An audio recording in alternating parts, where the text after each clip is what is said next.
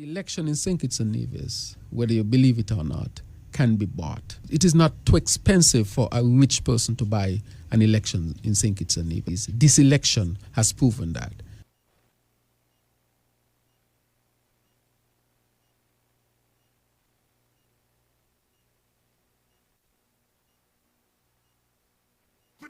Bring back PLP for a better life for all of we. Bring back PLP. Bring back double salary. Bring back PLP. I say give me Harris again, cause the ones there now messing around and have brought our country to shame. Hey! They spend, now the country down in the red. They in the sky most of the time and position gone to their head. A bunch of experts in traveling, they barely here on the ground. On private jets while we deep in debt, a solution needs to be found. So we got to bring back PLP for a better life for all of we. Bring back PLP, bring back double salary. Bring back PLP, I say give me Harris again, cause the ones there now messing around and have brought our country to shame. They spend, now the country down in the red. They in the sky most of the time and position gone to their head. A bunch of experts in traveling, they barely here on the ground. On private jets while we deep in debt, a solution needs to be found. So we got to bring back PLP for a better life for all of we. Bring back PLP, bring back double salary. Bring back PLP, I say give me Harris again, cause the ones here now messing around and have brought our country to shame.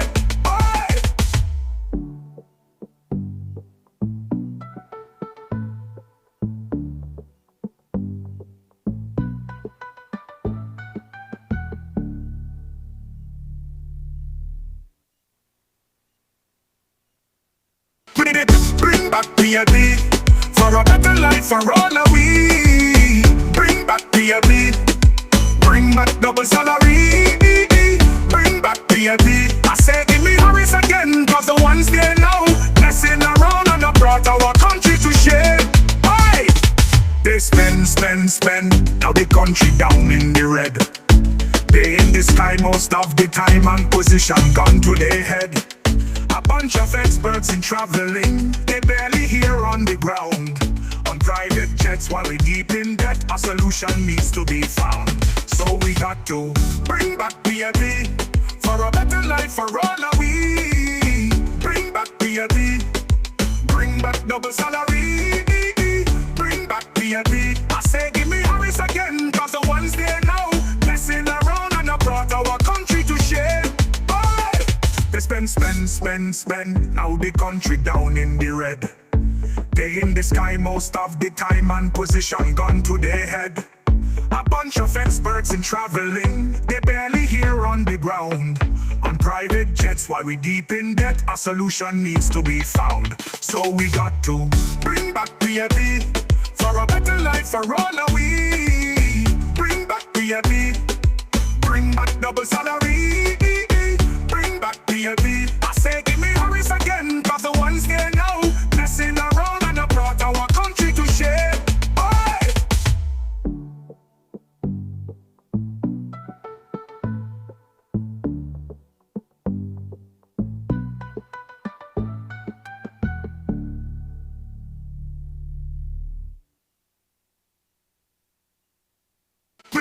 Bring back PLP for a better life for all of we.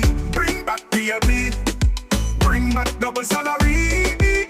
Bring back PLP, I say give me Harris again, cause the ones there now messing around and have brought our country to shame.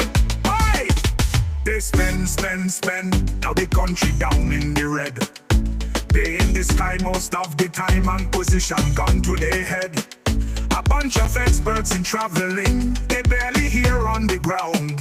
On private jets while we deep in debt, a solution needs to be found. So we got to bring back PLP for a better life for all of we. Bring back PLP, bring back double salary.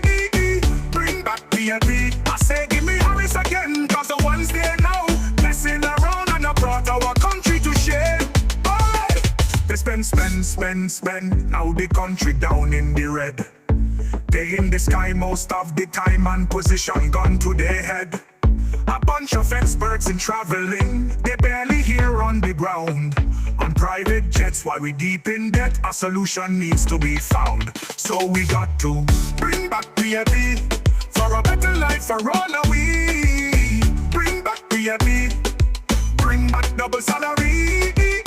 Bring back PLP. I say give me Harris again, cause the ones here now messing around and I brought our country to share.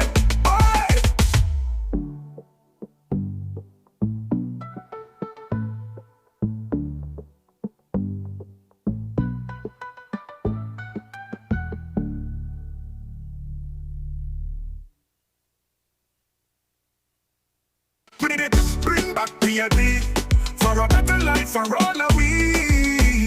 Bring back PLP, bring back double salary. Bring back PLP. I say give me Harris again, cause the ones there now messing around and I brought our country to share. Why? They spend. Now the country down in the red. They in the sky most of the time and position gun to their head. A bunch of experts in traveling, they barely here on the ground. On private jets while we deep in debt, a solution needs to be found. So we got to bring back PLP for a better life for all of we. Bring back PLP, bring back double salary.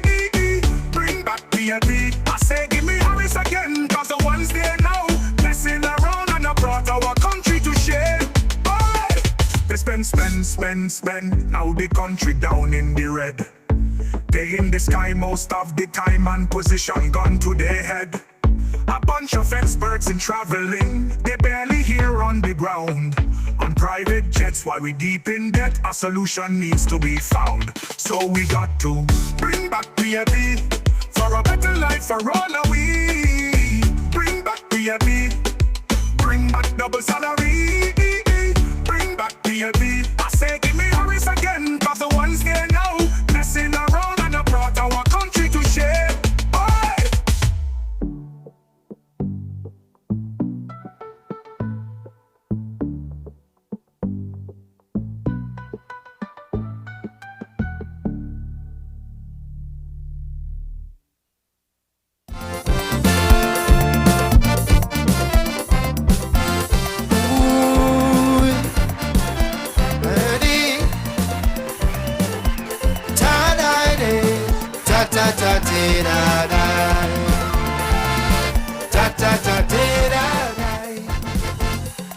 SOSKN, hear the nation calling.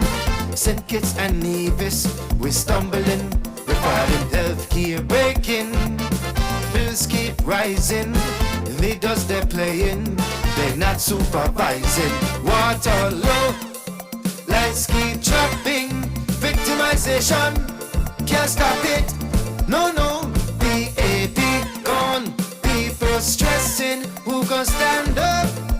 Who gon' listen? Cause SOSKN, St. Kitts and Nevis, People's Rescue Mission, rise up and witness. We deserve better, time to fix this one. Stand up strong, let the whole world hear this. SOSKN, St. Kitts and Nevis, St. Kitts and Nevis, St. Kitts and Nevis. Whole life SKN massive. Ta-da-da, ta-ta-ta-ta-da-da, ta-ta-ta-ta-da-da. Agriculture lost, CPI slipping. Everyday folks saying they feel the pressure hitting. Overseas travel, money gone missing. No respect and no real vision. Water low, lights keep trapping. Victimization, can't stop it. No, PAP gone. People stressing, who gon' stand up? Who gon' listen? Cause SOSKN, St. Kitts and Nevis, People's Rescue Mission, rise up and witness. We deserve better. Time to fix this one. Stand up strong, let the whole world hear this. SOSKN, Self-Sickets and Nevis. Self-Sickets and Nevis. Self-Sickets and Nevis. This ain't tomorrow. This is now. Time to take our country back somehow. Voices united. Hope uplifting. PLP people. The power mission. There we go. Water low. Lights keep dropping. Victimization. Can't stop it. No, no. PAP gone. People stressing. Who gon' stand up? Who gon' listen? Cause SOSKN, Self-Sickets and Nevis. People's Rescue Mission. Rise up and witness. We deserve better. Time to fix this one. Stand up strong. Let the whole world hear this. SOSKN, Self-Sickets and Nevis. Self-Sickets and Nevis. Self-Sickets and Nevis.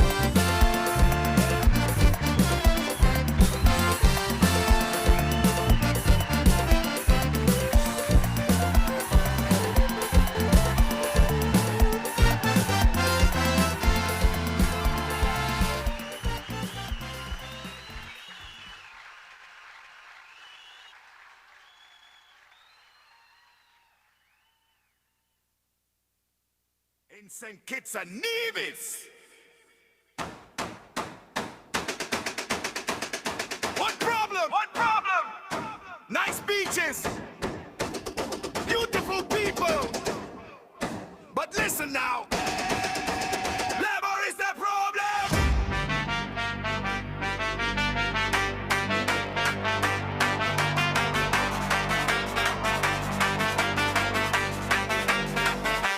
Sun blazing hot, but the people still cold. Dreams on hold while the truth unfold. Youth them angry, system locked tight. Politician gone before they turn night. Pretty speech, but the fridge damn empty. Big man smile, but the poor got plenty. Plenty stress, plenty pain, plenty pressure. Whole nation trained by the same old measure. Pocket bone dry, rent man knocking. Light just cut and the pipe stop running. What not call? Food price climb. From alley to hilltop, people start timing.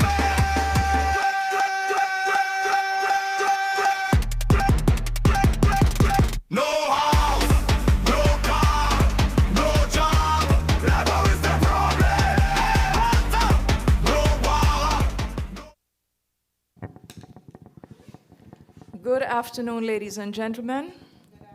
I bid you a warm welcome to this, our first PLP Press Conference for the new year 2026, a new year that is fast galloping and will soon no longer be a new year. I also would like to welcome those persons who are joining us online, as well as those who are listening via radio or via YouTube. I am advised that we are being carried live by about 3 radio stations: Freedom FM, Sugar City FM, and also Vision 2020 Radio out of Nevis. So we welcome all who are following this press conference. For those of us who are here in person, of course, we bid you a special welcome and would just wish to share a few housekeeping rules with you, especially as it relates to the use of cellular phones during the process of the press conference. We would appreciate if you have your phones on silent, and if you have to leave the room to take a call or make a call, that you do so quietly. Bathrooms are across the hall, and someone is outside who will be able to give you directions if you so wish to have them. Now, at our head table this afternoon, we have with us Dr. the Honorable Timothy Harris, National Political Leader of the People's Labour Party. Can we welcome him? We also have present with us the Deputy Political Leader, Mr. Damian Lawrence, and also the Chairperson for Constituency 1 PLP Group, Mr. Calvin Pemberton. We have several other chairs here as members of our audience, including Vikish Pickering from Constituency 2, Mr. Kevin Mills from Constituency number 6, From the National Men's Group of PLP, Mr. Chapman, welcome. And also joining us, as usual, is Ambassador Sidney Osborne. Welcome. Now, this press conference, as I indicated, is our first for 2026. If my record is correct, our last press conference would have taken place on the 11th of November, 2025. We are, however, hosting this press conference basically the same way in which we ended 2025. And what do I mean by that? It means that in the year 2025, we witnessed a level of struggle in St. Kitts and Nevis that challenged the very existence of our people here in St. Kitts and Nevis as a result of bad government, as a result of the high cost of living that we have to endure, as a result of the retrenchment in terms of government social services protections and so forth, and also because of fiscal mismanagement and a whole host of other issues that we have seen. As a result of that, we are here now at the start of 2026 on the same mission, which is a rescue mission for St. Kitts and Nevis to relieve us from the bad leadership that we do have in place. We recognize that as we progress into 2026, that life will perhaps get even harder when you contemplate other issues such as the challenges to the STEP program and other things like that, the general livelihoods of the persons of St. Kitts and Nevis which are being threatened. And in an economy that has flatlined, where opportunities appear to be almost non-existent, we are left to wonder how we will weather the storms on the rough seas that we are bound for throughout the next several months of this year. This afternoon's press conference is going to give us an opportunity to hear from various speakers, including those persons who are currently and will also be joining our head table as the event progresses. And it is also, as they are coming to the podium in their respective rights and with their own perspectives, you will be hearing a lot of the same themes emerging in terms of national struggle amid global uncertainty and so forth, and especially where is the place that we should be in as small island developing states in St. Kitts and Nevis, bearing in mind that there are a number of disruptors and disruptions taking place in the global marketplace that don't give us an excuse or a pass for being small. We are competing on the same stage with the same big boys in the more developed countries of the CARICOM region, and on a global level, we are all competing with them. But some of the areas where we have seen a lot of this disruption, which stand out most, at least for me, as a citizen of this country, and I would imagine for you too as fellow citizens, include the following: the changing temperature, the changing tenor in terms of U.S.-Caribbean relations. We have seen quite a bit of that. And of course, that would be defined in no small measure by the invasion of Venezuela, a sovereign country. Of course, we have seen that happen. We count the number of lives lost, the other persons who are considered casualties in a callous manner just because they may have operated a fishing boat that you accuse them of carrying drugs on, but you blew up the whole boat and all of the possible evidence. And then one is now left to wonder, now that Maduro and his wife have been captured, what happens to governance in Venezuela?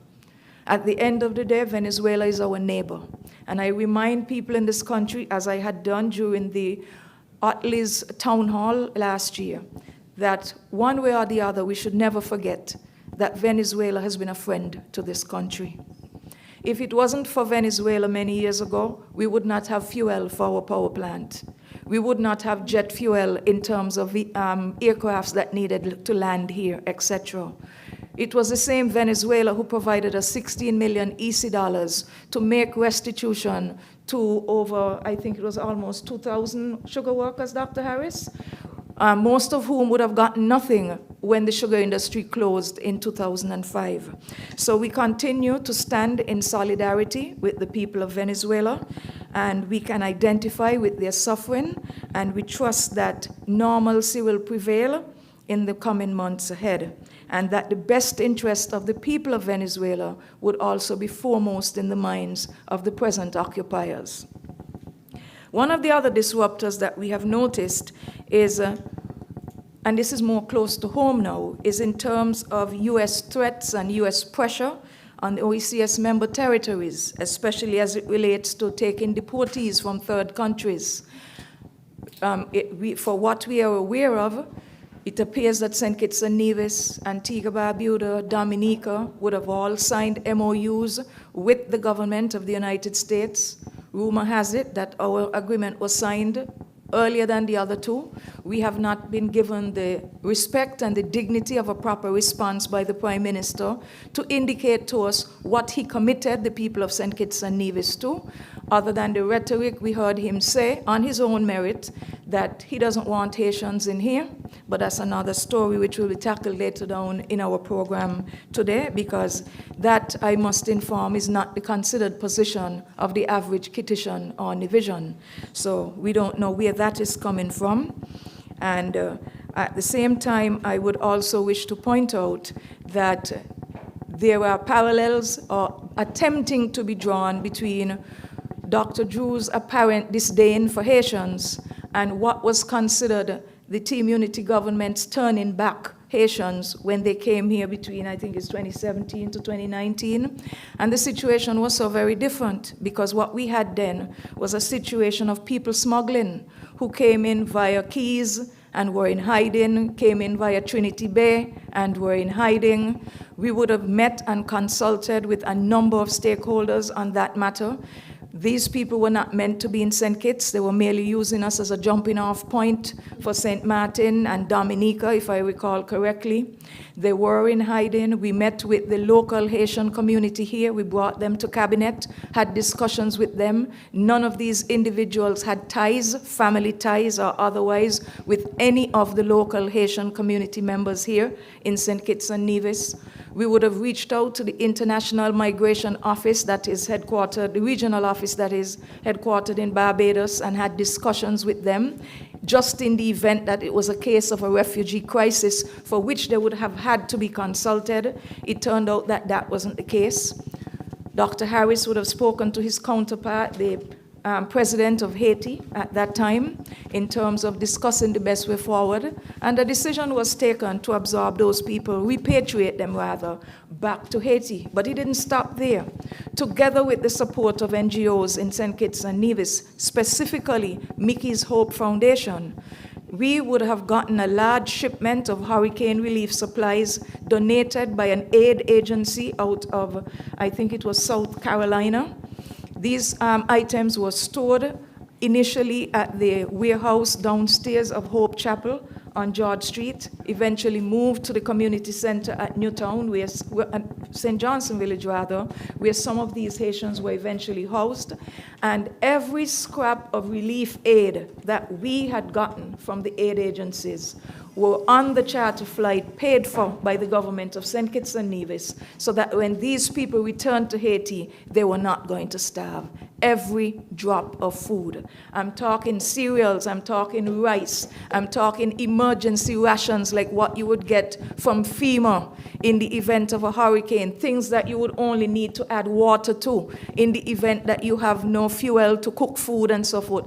Everything we got, cereals, rice, pharmaceuticals, whatever we had, we gave to those individuals. So for those persons out there who are trying to compare Dr. Drew's ethnocentric attitude towards Haitians with what happened with those persons who were in here between 2017, 2019, who were the victims of people smuggling, they're two completely different stories. So I just wanted to put that out there.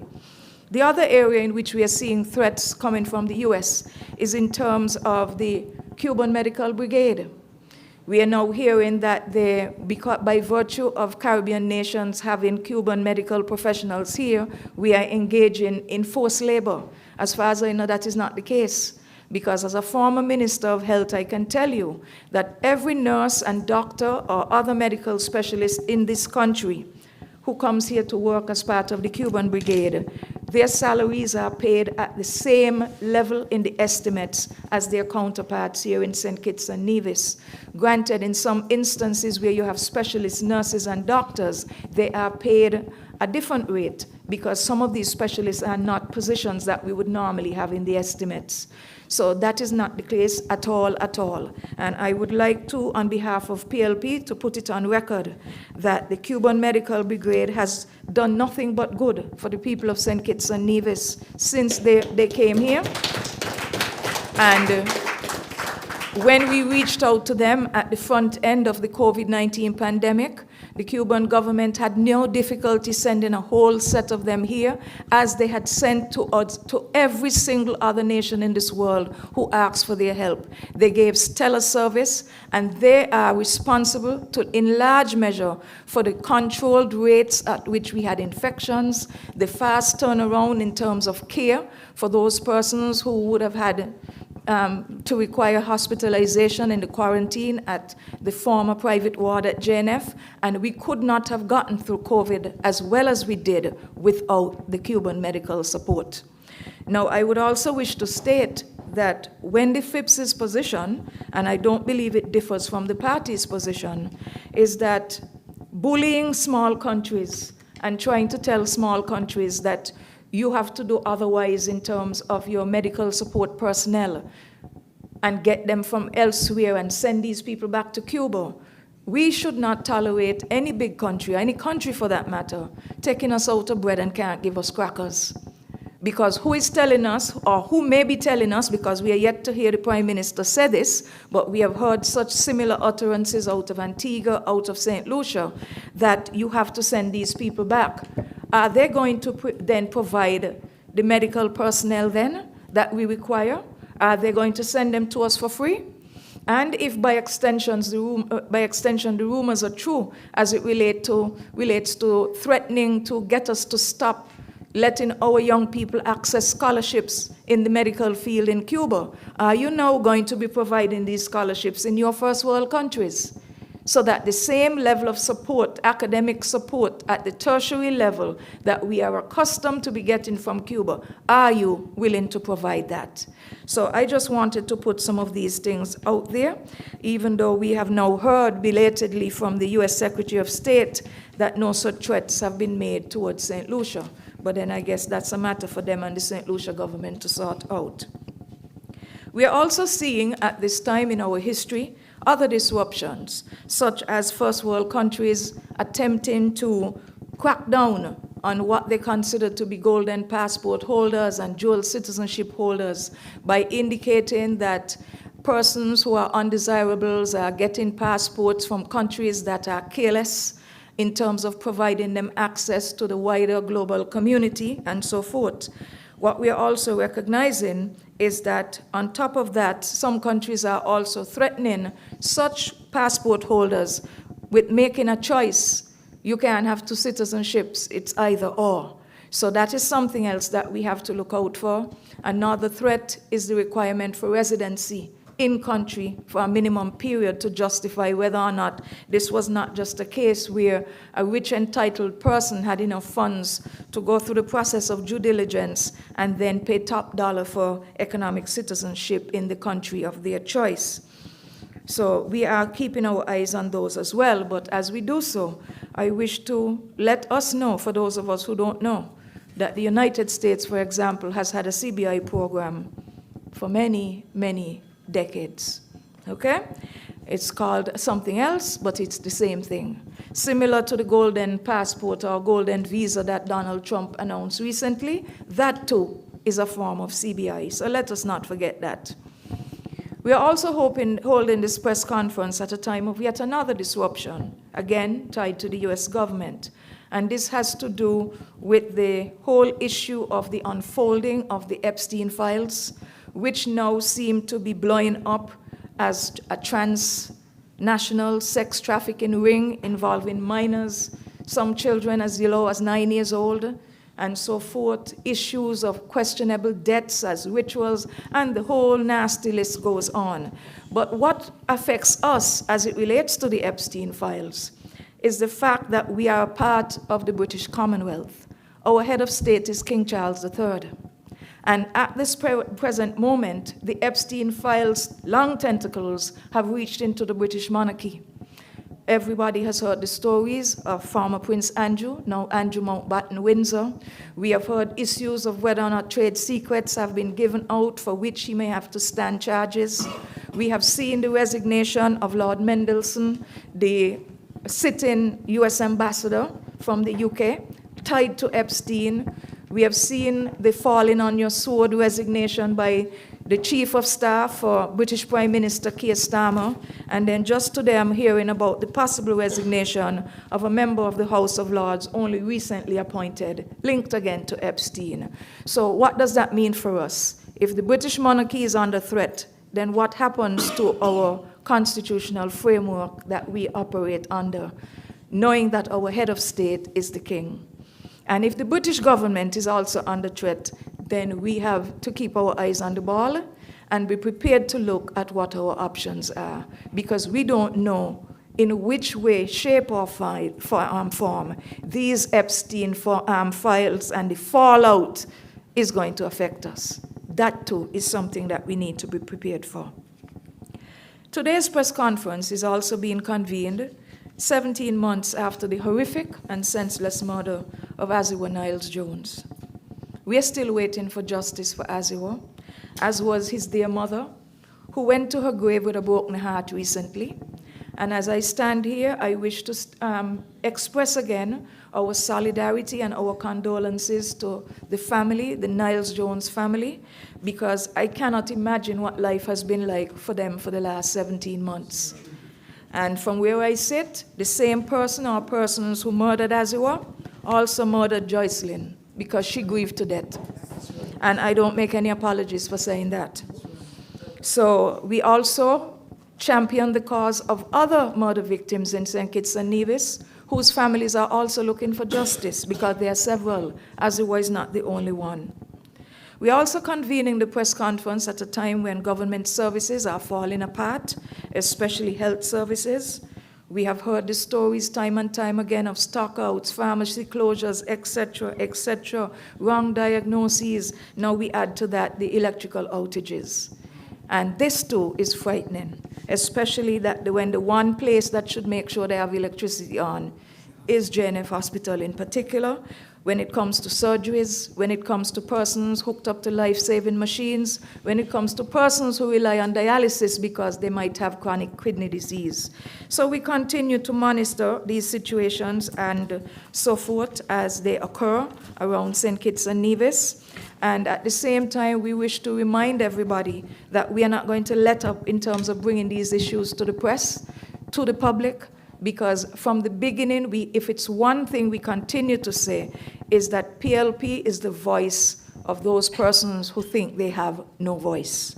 Persons who feel like they are victimized or being threatened just for choosing, as is their right as a citizen, to support whichever party they wish. Or they are afraid of retribution in terms of the loss of their job, or whatever the case might be. Some people not speaking to others just because you go to the same church, but the colors in the church look different to how you would like it to be. Imagine you take that to church, eh? But we have these kind of things, relatives breaking up families because of politics. It's not worth it. It is not worth it.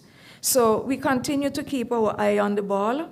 We continue to carefully assess what is going on as we continue to build out the party, as we continue to campaign for the next election, knowing that to us and for us, the obvious choice is PLP because of the rescue mission that we are on.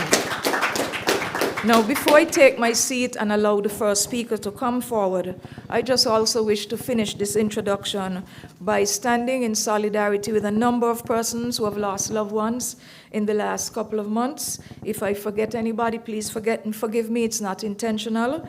But among these families, these persons who have died, as I mentioned earlier, Joycelyn Niles-Jones from Prickly Pear Alley, Pansy Marsham, the taxi driver from Halfway Tree, Caroline Onkar Keynes of Date Bay, but who was residing in Canada, Agnes German Bernier of Newton Ground, Beverly Gums Crawley, formerly of Lamberts, but who was living in Chicago, Police Officer Royston Isaac of Phillips Village, Marlene Warner, formerly of Sandy Point, but who resided in Texas, where she died tragically a few weeks ago. And as I say this, I extend sincere condolences to her brother, Alric and Jason, who were my childhood friends in Sandy Point. Wesley Galloway of Birdrock, who formerly worked at the audit department. Wilmot Brown, career pharmacist at City Drug Store. And of course, the most recent one we heard today was the passing of Lorna Hunkins, daughter of the undertaker Thelma Hunkins. She would have passed away suddenly in Florida. And also there's a Sylvia Pemberton from Tabernacle who also died abroad, and her funeral is coming up. So for all those who have died, we pray for the repose of their souls, and for those families left to mourn, we offer support and prayers in the months ahead. The first person I am pleased to invite to the podium to make brief remarks is the chairperson for PLP Constituency 1, Mr. Calvin Pemberton.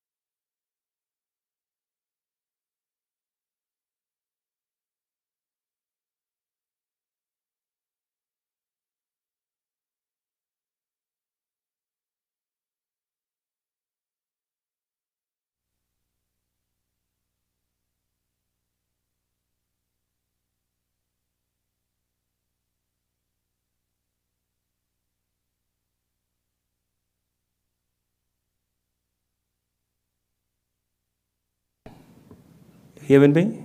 There you go. I would wish to acknowledge those at the head table, our National Party leader, Dr. the Honorable Timothy Harris, our National Deputy Leader, Mr. Damian Lawrence, our National Chair, Ms. Wendy Phipps. And I welcome all of you, the press, those of you in the audience, and those listening and viewing on various media platforms. And to all of you who will consume our presentation at some other time, welcome. My task today is to make a statement from the PLP's perspective in relation to the state of our country, St. Kitts and Nevis.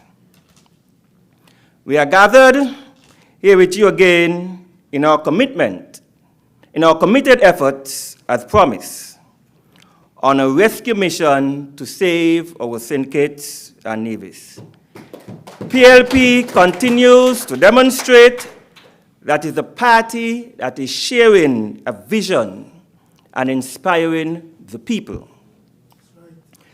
The People's Labour Party is not about pulling the country apart, but rather we are committed to bringing all the people of the country, both far and near, home and away, and all persons together to save our St. Kitts and Nevis.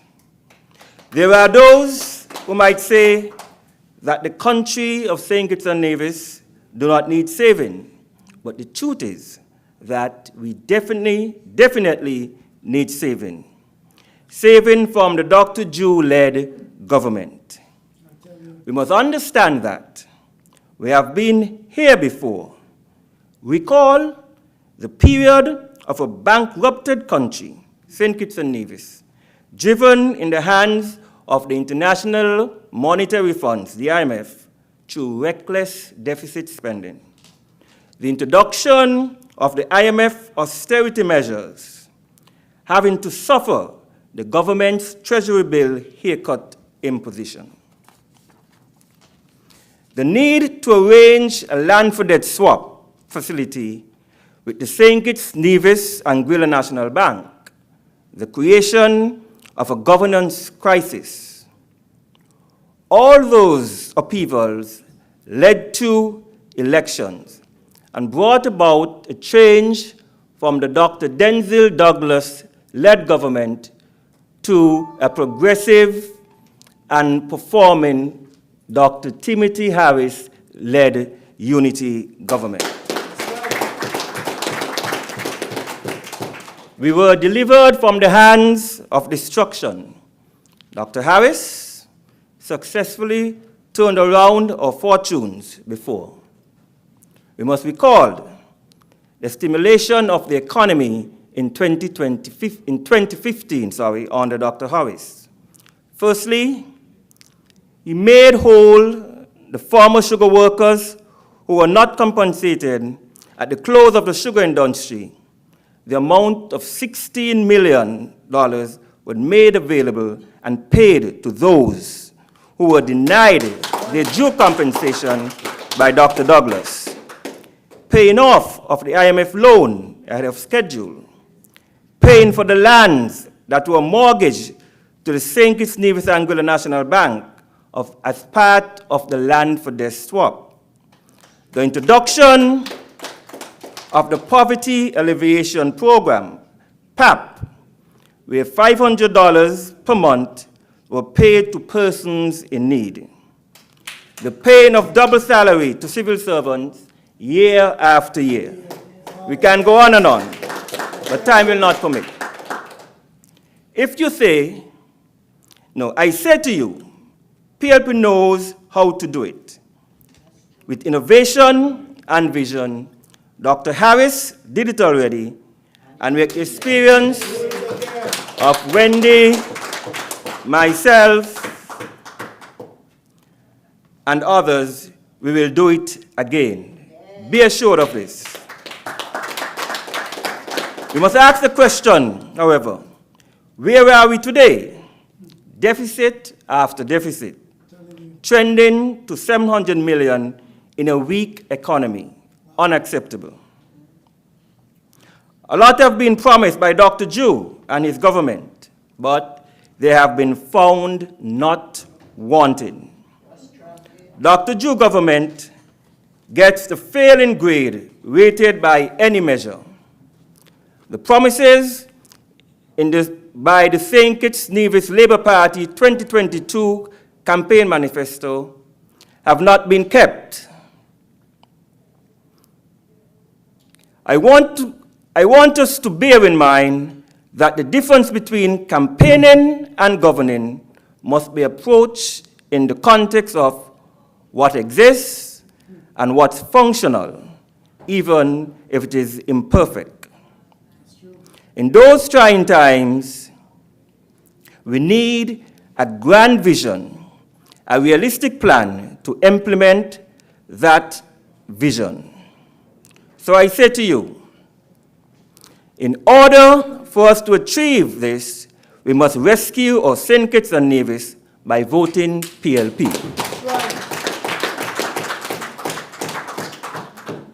The Dr. Jew government has not delivered to the people of this country.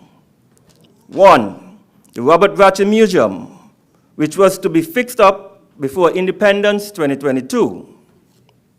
The 24/7 water availability, not delivered. The smart hospital has not yet started. East Coast housing development, building of 2,400 smart homes, 600 per year. Only 2 have been built thus far. A failed project. Now the matter is in the High Court. That's their signature project. The new Bathday High School construction, nowhere to be seen. The solar farm installation, no electric power to distribute and consume. To date, the project has gone belly up. Geothermal energy, nothing since 2004. Still no production. The Tabasco pepper farm, nothing has happened but the waste of public money. The medical marijuana, nothing. The 25 by 25 agriculture agenda, not realized. Therefore, I say to you, the good people of this country, that intent and evidence are not the same thing. So true.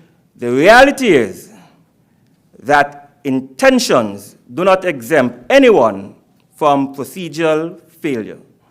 I repeat, good intentions do not exempt anyone from procedural failure. So true. Exactly what Dr. Ju thus far has delivered. Consider for a moment the historic Fort Thomas grounds. Transformation is in full gear, being developed into a monument and museum. They call it a symbol of love. The government have claimed that they invited expression of interest proposals for the redevelopment and the purchase of a 6.5-acre property and a 3-story concrete structure. We are left to wonder, where were these invitations publicized? Where were they advertised? Dr. Ju wants us to believe that he was engaged in discussions with interested buyers for the redevelopment of the property. We ask, who are those interested developers and how many were there? And how much was the property sold for? Why don't we know this? We have not been told much, no transparency. We still have more questions than answers. Thus, we need to rescue our St. Kitts and Nevis from this travesty. So, imagine, without widespread consultation, the government approved for the sale of the property, but we are yet to be told at what price the property was sold for. The complete demolition of the property, yes, the complete demolition. Everything is to be rooted up, including our artifacts and our history. It would appear that intention is to build a likeness to the Taj Mahal, which is an ivory white marble mausoleum in India, built of precious stones, intricate works, gold, ruble, and diamonds.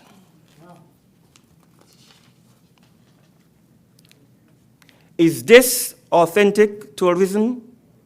I ask. Is this our history? More so, is this our culture? And we all will agree, no. We must understand that our mission then is to save our St. Kitts and Nevis. And I commit to you that when PLP takes the office of government, a Dr. Timothy Harris-led government will deliver for all of us. The vision encompassing prosperity through development and economic growth. Prosperity through development and economic growth. How will a Timothy Harris-led PLP government present a vision for the successful future of St. Kitts and Nevis? Given time constraints, I will touch on just two elements in brief. One, through agriculture will be treated as a key plan in our development thrust and given the resources it needs to grow. A PLP government will prioritize the 25 by 25 agriculture agenda. Two, a renewable energy program for improved quality of life will be developed.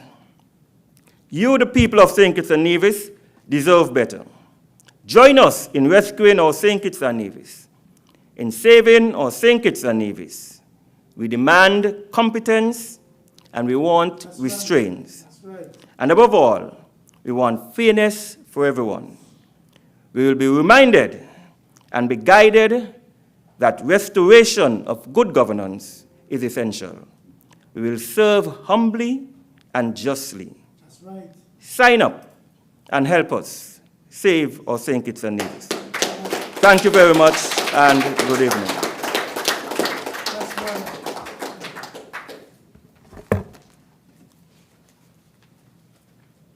Thank you so much, Mr. Pemberton, for putting in perspective for us the incompetence of the government that we now have, stacked up against the record of delivery of what we did have.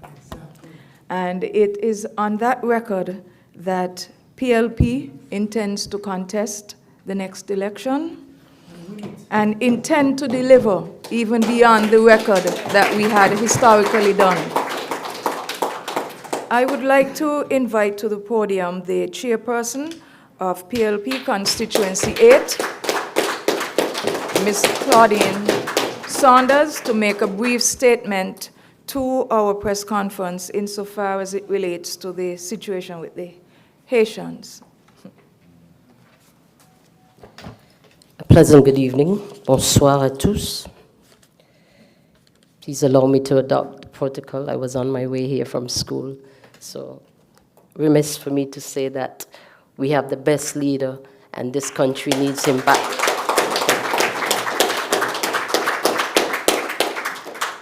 L'union fait la force. Unity is strength. And I do want to start with the Haitian motto because we should be our brother's keepers. Now, Dr. Drew, a few weeks ago, would have came onto the media, right? And I'm a passionate person. He lacked diplomacy and compassion. There's nothing wrong with saying you cannot take persons, but it is how it is done. Now here is it. You're taking CARICOM nationals, except Haitians. Let's put ourselves in their shoes. Hear another prime minister saying this. We'll accept Caribbean nationals or CARICOM nationals, except Kittitians and Nevisians. And then weeks passed, and he returns. And to justify what he's already done, he says it's a matter of security matters. But I had to play it back because I truly want to understand if these people who are coming, all of them, are they deportees or refugees?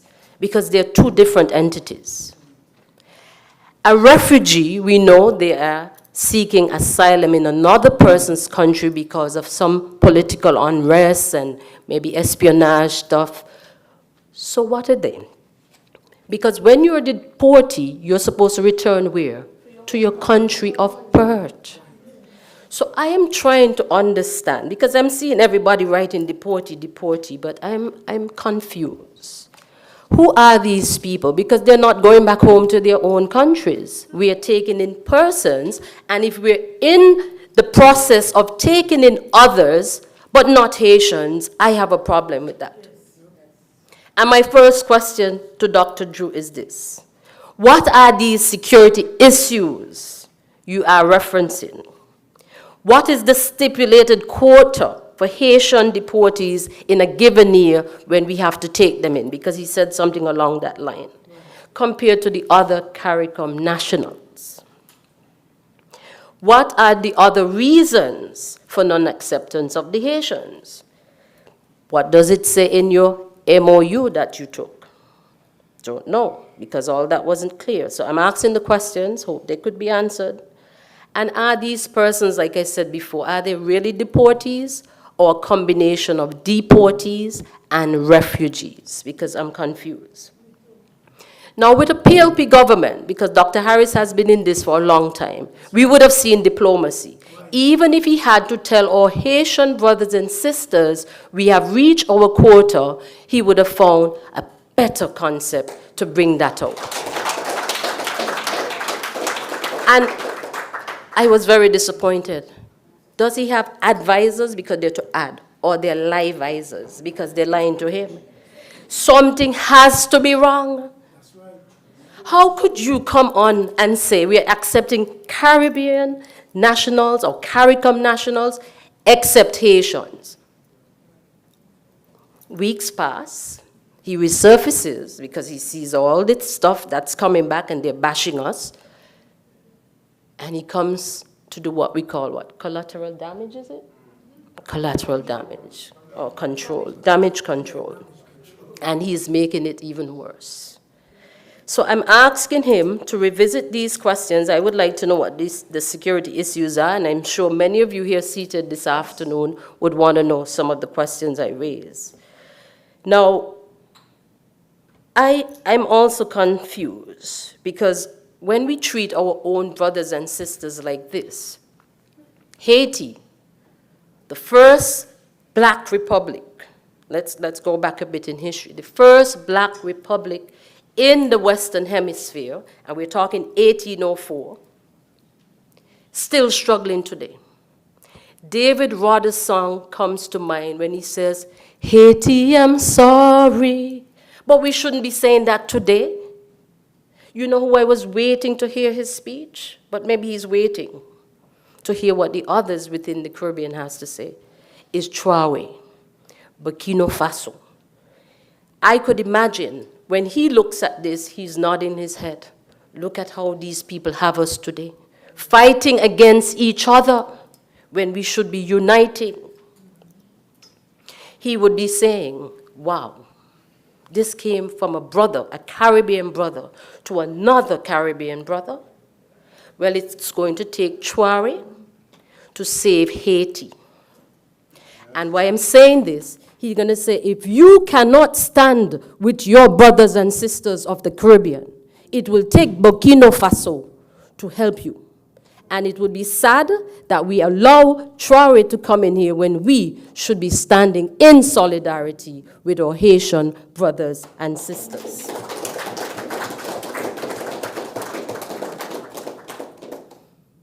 I also want to signal out the CARICOM nationals.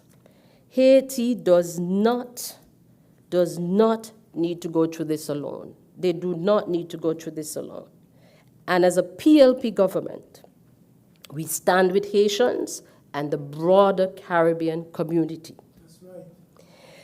And I want my Haitian brothers and sisters, I'll let you guys know what I'm saying. Basically, it's just as I said, we stand with them and I want them to understand this. So I'm going to read a bit of Creole. I'm not the best at the Creole, I'm a French teacher, but the little I know, I would have it been said. So, mon haïtien, mes frères sœurs, kepebou côté haïtien yo, akome nonante caribien, la onze général. Okay? So we stand with them. PLP se tient aux côtés des Haïtiens, de la communauté caribéenne en général. So I did say it was the first Black Republic. And today they continue to struggle. But what I do not want us to do is to treat our Haitian brothers and sisters with scorn, which many comments, I sat there and I read them, and I saw all the foolery about the voodoo and so forth. If we understand our history, people, voodoo was called voodoo, and it originated in Dahomey, the kingdom of Dahomey, which is now known as Benin, as we say in English, Benin. So I want us to not fool ourselves. Let's picture this. If the Haitians are into what we think is black magic, right? Why didn't they just say to France back in the day, give us back our monies, and they'll be rich today? Stop being foolish. Our culture is such that it left Africa, it came here, and because of different interventions, it would have been altered. And when people start to alter, the negative spin-off of that would become what we all have in each Caribbean island is the old word, obia. So do not confuse the two. They're two separate entities, Voodoo is a spiritual or religious practice. Just like you have Buddhism and so forth, and they have the statues. Our ancestors used to worship statues. One for rain, one for sun. You know the stuff. But as we become so westernized, we tend to scorn what was once us. And because Haiti is the most African Caribbean island, we tend to look down on them. I'm a student of history. And it bothers me because here on St. Kitts, I do line with Haitians. When I go to their functions and I'm speaking, they said, all this time I think you were Haitian. I said, no, I'm everybody. I'm Haitian, St. Martino, Kittitian, even at the St. Lucian function the other day, and the independence coming up. Everybody would be like, but are you Kittitian? I said, I'm everybody. Because once you understand the culture of the people and you hang out with them, you learn and you become a part. It's assimilating and accommodating. But our lovely Prime Minister, he doesn't understand the concept of socialization and diplomacy. It's just to speak and carry out the mandate. Exactement. But we, as a people, we have to educate each other, and it starts with loving our brothers and sisters of Haiti.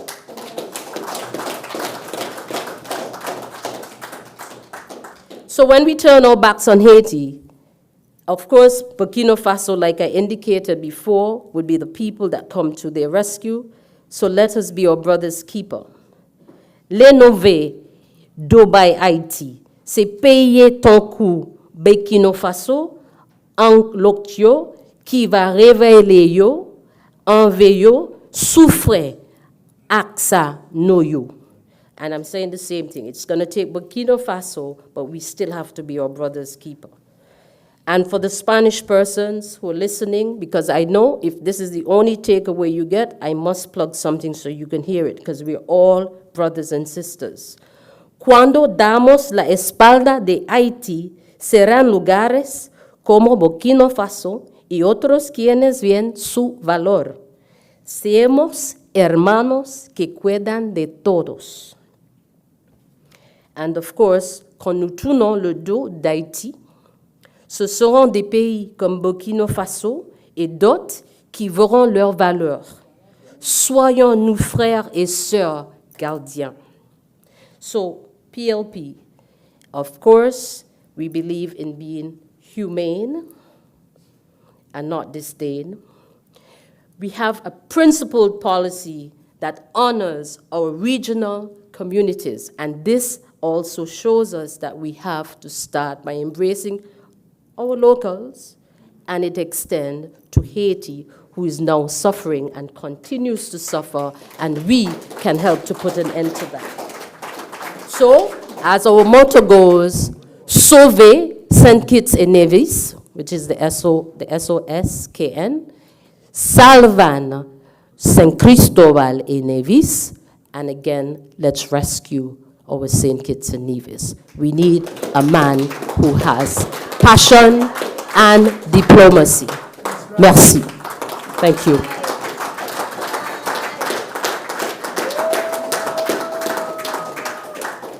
Thank you so much, Claudine Saunders, for that interesting and necessary take on how we should be treating our Haitian brothers and sisters. The one thing you didn't say, Claudine, is not only did the Prime Minister make offensive statements that could be construed as ethnocentric, he made those statements while apparently forgetting that he was also CARICOM chair. Okay? And that is, he is still CARICOM chair. So I find that very unfortunate, because I am pretty certain that his colleagues, his counterparts in the other CARICOM member states were not very pleased with what he had to say. And those are the kinds of unfortunate statements that may give people the wrong impression that that is the considered position of the rest of CARICOM, when that isn't the case. And I should also indicate that he should have been careful making the comments, because Haiti is a bona fide member of CARICOM, and their next door neighbor, the DR, is a member of CARIFORUM, which is CARICOM plus them. So all the more reason why we should have let sensitivity take center stage in whatever comments and decisions we make. As I see Craig Tuckety, I'm also mindful of his own advocacy of Haitians who are here, who came here as refugees. And he was successful in terms of getting them refugee status, and it was no small feat, because as Claudine indicated, and I wish to reiterate, and I'm quite sure Craig would have brought it to the court here in St. Kitts and Nevis, when people decide to leave their home country to go to a next man's country, they're not doing it because they just want a better life. They're doing it sometimes because they have no choice. It's a choice between staying alive or starving to death, staying alive or being shot, staying alive or having to live in hiding, running from the bullet of revolutionary type governments because your own government has caused you to become a failed state. And you can't blame another human being for wanting to have a better life for themselves and for their families. Long and short of it is, we can't treat people like dirt, and we have to live the way Christ said, do unto others as you have them do unto you. And he also made special mention throughout the Gospels at all times in terms of the fact that we had to always go out our way for the widows, the orphans, and the foreigners. So let us be mindful of that. At this point, I am pleased to invite to the podium to make his own remarks Mr. Damian Lawrence, our Deputy National Leader.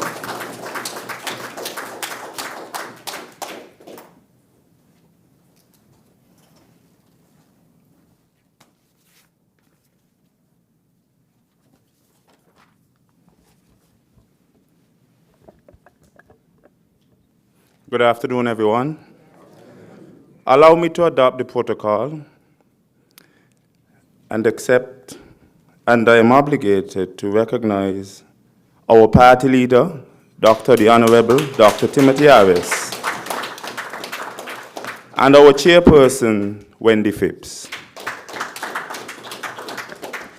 I take this opportunity at our first press conference for the year to extend to our well-wishers, party members, people present in this room, those in tune online and on different media forums, a Happy New Year.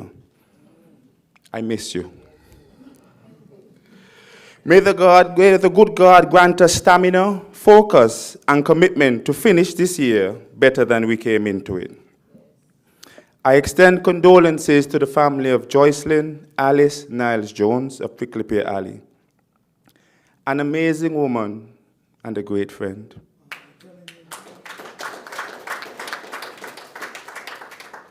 We will miss her and we will love her forever. To the people of Central Bastille, I extend gratitude for allowing me into your homes and a chance to know you more.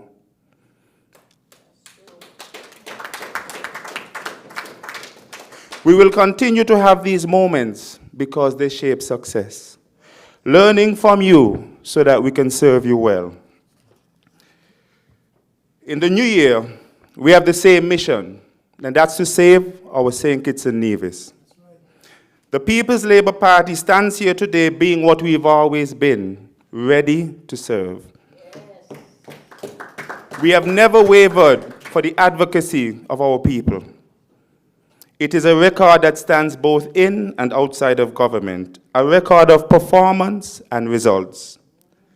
Time has given the people of this federation a chance to see what they had with PLP, and they want that back. The people of St. Kitts and Nevis are prepared to bring PLP back to save our St. Kitts and Nevis.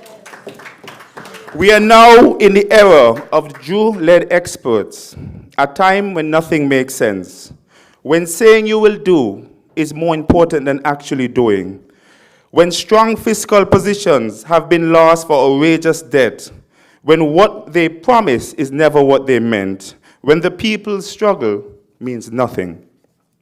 In what has been seen as an absolute disrespect to our people, we have workers from the sports department that have not been paid for work done as far back as April and July of last year. They get told, count it as a loss. they get told the money ain't come yet. In advocating for their payment, one of the labor supporters approached me and demanded I must get the truth. I said, you do that. I know what I've been told. He comes back and he says, the fact is that Cricket West Indies ain't pay yet.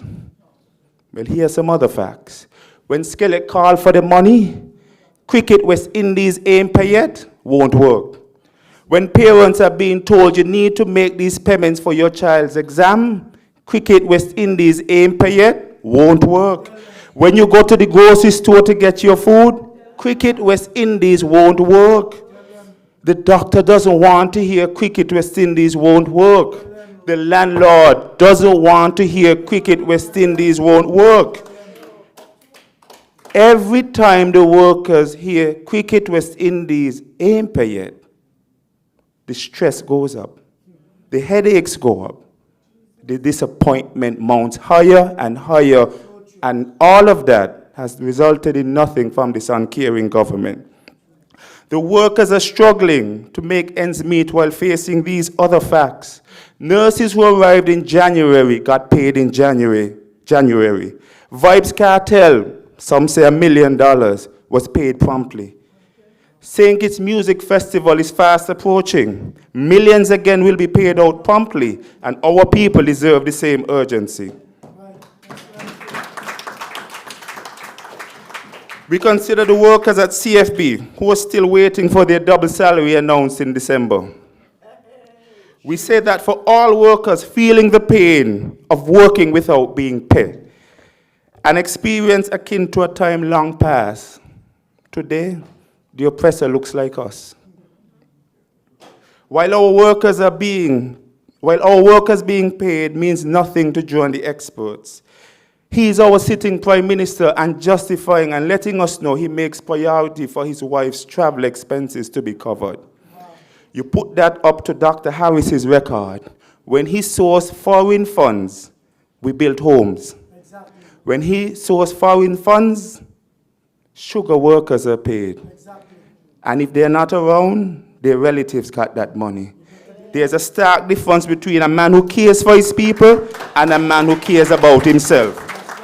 We want that man back. And you ask yourself, with all the travel, has he ever been told, your per diem ain't come yet? No. Never. So we sit here with these realities facing us today, and understanding that this level of disrespect is dangerous.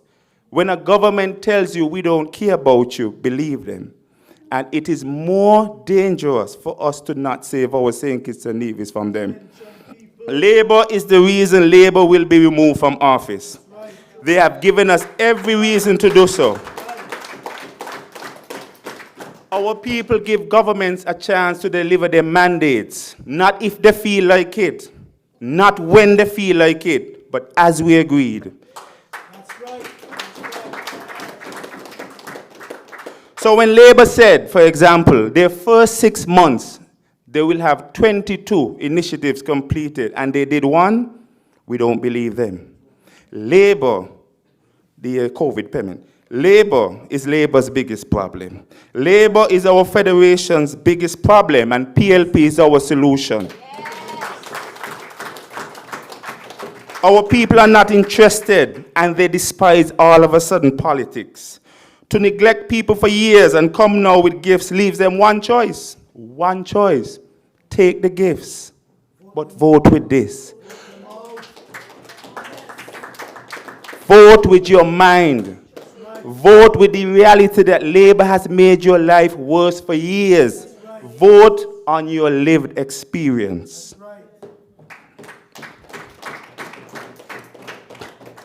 When Samuel launched a greenhouse in October of 2023 and starts to work on it in 2026, he won't fool us. Samuel has taken 2.5 years to complete a 4-month project. It gets worse. When Conway talks renewable energy and delivers overpriced fossil fuel, he's not fooling us. Not only did he fail to deliver the agreed investor fund renewable energy option negotiated under Dr. Timothy Harris's leadership, he decided to rent 6 megawatts of power for $10.5 million a year. This is year 2. Quick math, that's $21 million. Go around the island. There's a little island called St. Martin. You can see it on a clear day. They spent $20 million for 20 megawatts of power, not to rent, to own it. While Congress has taken $21 million so he can borrow 6 megawatts. He then goes on to take $18 million from National Bank to install a new round of smart meters. They're too smart to measure the fossil fuel we're supposed to be moving away from. Then he adds a $108 million loan to expand the Needmos power plant.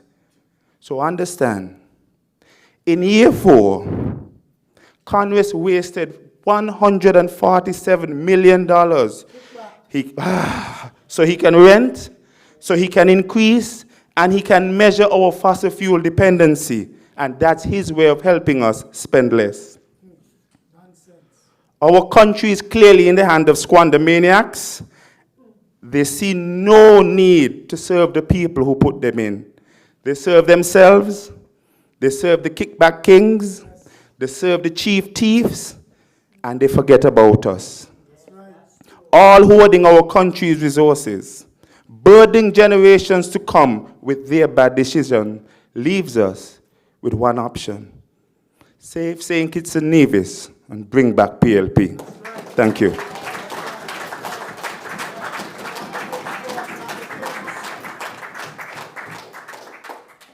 Thank you very much, Damian Lawrence, for that eye-opening assessment of the mismanagement that we are seeing in government, especially as it relates to the provision of electricity in the Federation of St. Kitts and Nevis.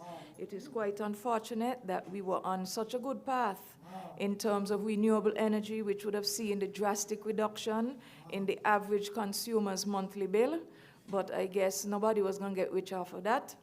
So, well, that's the only thing I could say. So, it is what it is, but then as we keep hammering the drum, pounding the drum over and over, what you tolerate, you can't change. But if you can't tolerate it any longer, the obvious choice is PLP.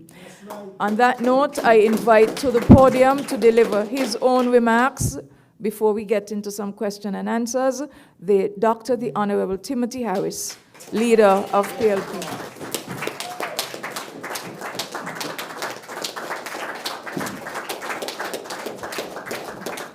Thank you very much.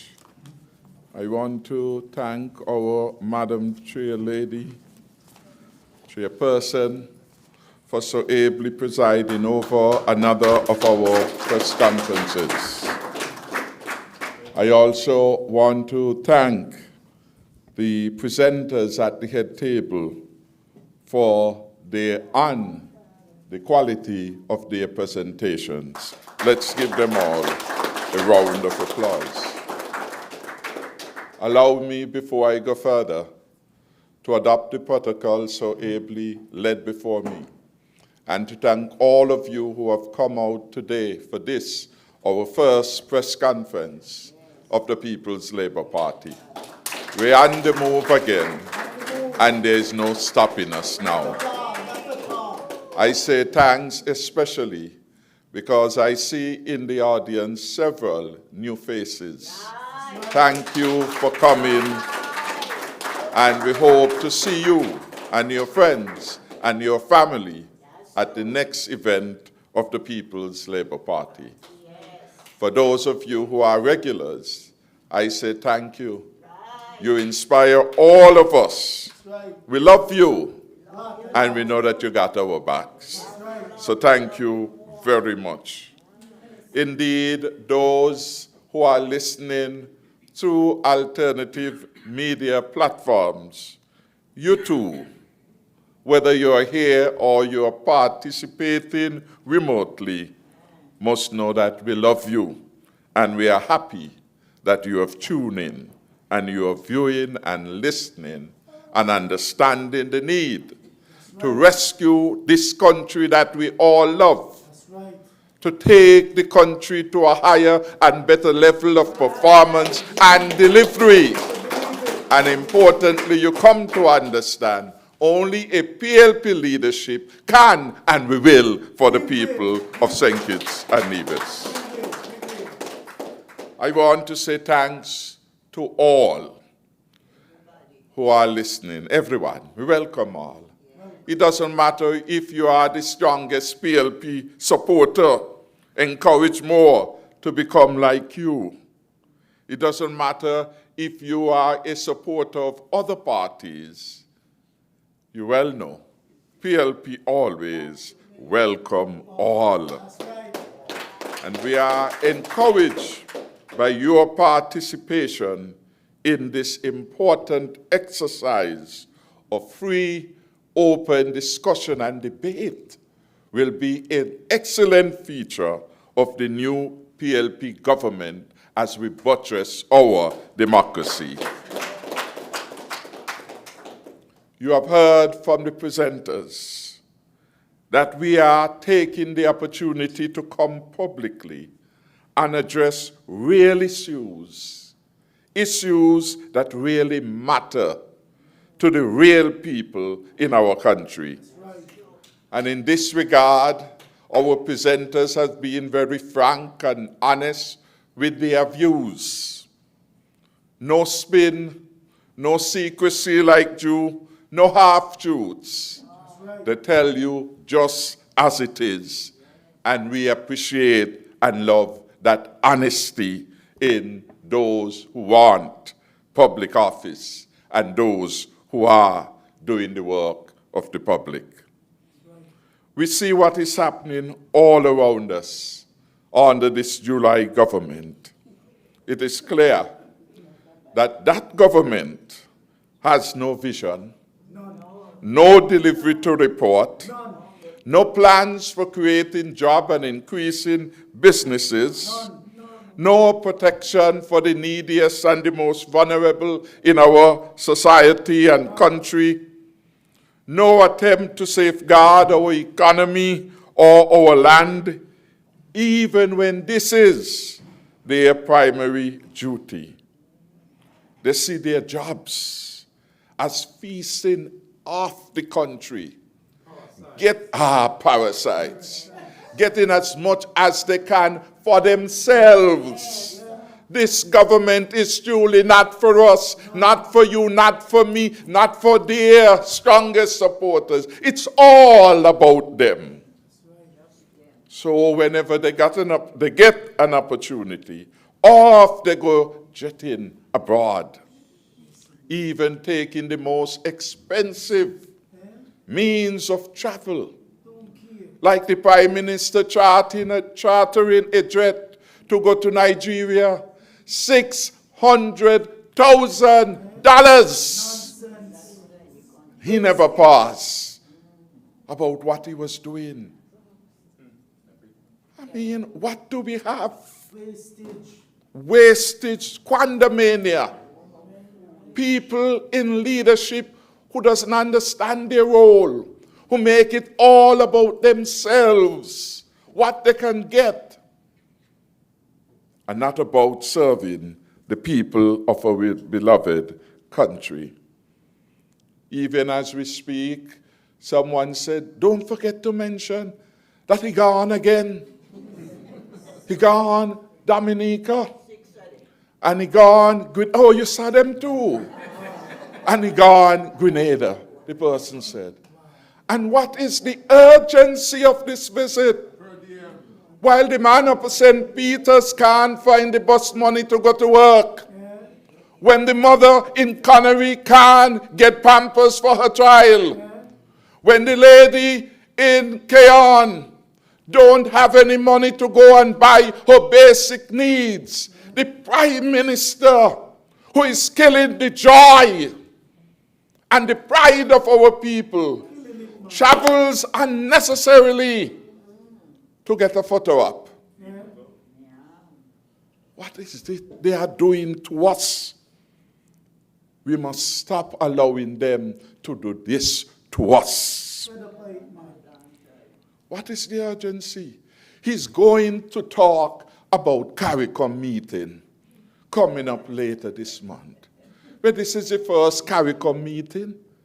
CARICOM has been around all these years. Long before he come in the last shower of rain, wasting our money. Said he going to meet them in person, but they're coming here to meet you. So why is that necessary? A burden to be put on the people of our country. What happens to the technology? What happens to a Zoom meeting? Save the country. Discipline yourself. End with the frolic and the squandermania. It doesn't befit a country that year after year has been experiencing deficit after deficit after deficit, wastage, and nothing to show for it. No delivery, as you have heard before. It doesn't make sense at all what they are doing. And they're not learning. Hard-head Harry and worse than Harry. Because if they were in fact learning, he would have heard Kamla Prasad Bisesar when she got in says that ministers now must live humbly, that she will not entertain in big old Trinidad. They want to have 2 houses being paid for by the government. She will end that. She will not entertain that they must have a vehicle financed by the state anymore. Of a certain luxury, no more luxury vehicle. They get a regular vehicle funded by the state. He should have heard Mia Motley speak in Parliament and said, when I travel economy, not on first class. Exactly. You understand? You understand how real leaders relate to their people? How they understand the circumstances of their country and not allow themselves to be caught up and to go overboard in vanity. This is a vain person that we are dealing with. They are too vain. Their egos are insecure. So they need to travel on an expensive flight to charter from the US to Canada. So people say, wow, who is coming out of that charter? What does that bring back for our country? In all of his travels around the globe, nothing. He sends, 3, 4 delegations to Nigeria. He himself gone twice. They gave them some African clothes. They come home, and every time they want to put them on. For them, that's African Day. They are too caught up with the photo ops. No substance of it. The Africanism is not in your clothes. For even as we are talking Africanism, a country that has been the heartbeat of the freedom of the people of African ancestry, Haiti. What did he say? He doesn't want to accept deportees from Haiti. But the fight for freedom was galvanized by Toussaint Louverture in 1791. Took on a different dimension by Dessalines in 1804, declared the first black republic. Set and gave the impetus for the end of slave trade everywhere in the world. In our case, 1807, 1808. But in Haiti, 1804, the slave trade stopped. Slavery was then banished from their landscape. for them then, African Day and Africanism is to put on some shirt, some long thing down to the ground, make themselves look foolish, to be honest. But in their heart and in their behavior, the Africanism doesn't live. But these are people who bow down with inferiority complex to others of different color because they do not know themselves. This is what we have. And we have to rescue our country from this kind of behavior from our leaders. Yes, the PLP, we here, and all of you here with us today, understand that the critical job is to save our beloved country. And to save it, you have to help the PLP win at the next general elections. We have the opportunity to do the job of protecting and nurturing this country that we love. This current regime is incapable of doing such a basic job. They don't know where they are going. They are expert at nothing. Some of them never ran a successful business, never did anything before. Were lucky enough at a particular moment in our history to be given a chance for which they were not ready for. Did they take time to learn the ropes to develop themselves? No, they became arrogant. You suddenly can't ask a question. They tell you, hush, with their damn forwardness. You put them in government, you gave them power. They come now and tell you, hush. They don't even want to hear a question. They don't. And a man asked Samuel the question about the budget for agriculture. Oh, little Samuel don't know a thing about budget. Up to now, Samuel hasn't found the answer. Yes, our country deserves better, and we in PLP will deliver better for the people of St. Kitts and Nevis. Our chair gave a preview of the changing international scenery and context in which now we must relate. We see the increased effort now to reinforce the hegemony and supremacy of the United States of America, not just in the Americas, not just in Latin America, South America, North America, but elsewhere in the Western world. Everywhere, people must know, according to the new mantra and the new ideology, America is great again. America will rule with strength again. How do you, as a small island state, adapt to this new reality? Because even as we speak, the European Union are re-examining their relationship and what that in fact means for them. We have seen more and more the emerging economies, the BRICS in particular, Brazil, Russia, India, China, South Africa, and several others have assumed greater importance and relevance as the tensions in trade and wars are increasing.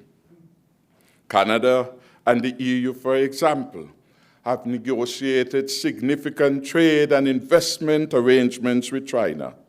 And India only recently negotiated what has been dubbed as the mother of all trade agreements with the EU. This would see reduction in tariffs to zero on several industrial products, such as pharmaceuticals, iron, steel, plastics, and chemicals. In the face of these new global realities, local inadequacies here in St. Kitts have become very stark, and the failed governance and inept leadership of the outgoing regime have become more self-evident and certainly more embarrassing. We heard from our chair lady for number 8 about the lack of political wisdom, the lack of diplomacy, the exposure of his unpreparedness in the handling of the so-called proposal for the acceptance of deportee. We advise he really not well informed, you know. No. Just read what somebody gives him. He's ill-prepared for leadership. He just reading it. He shows. You know, he put in a little politics where he doesn't understand.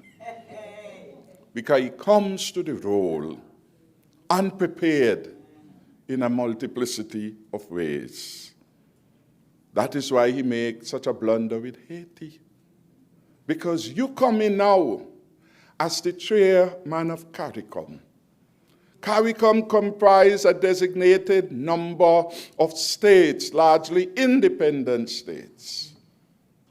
All we are one, according to the revised treaty.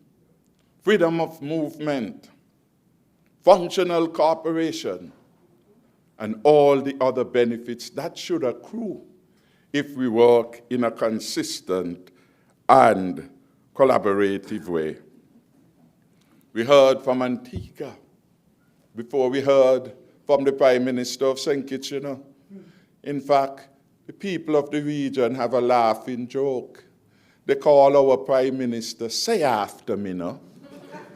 Because you hardly hear a policy prescription from St. Kitts unless you hear it out of Barbados, you hear it from Dominica, you hear it from Antigua, and then he come and he do an adoption. Poor fella is a joker. It's sad to admit that. Say after me, with all the issues that are now bombarding us. He's the last to speak. He was the first, I am advised, to have gone to sign this MOU.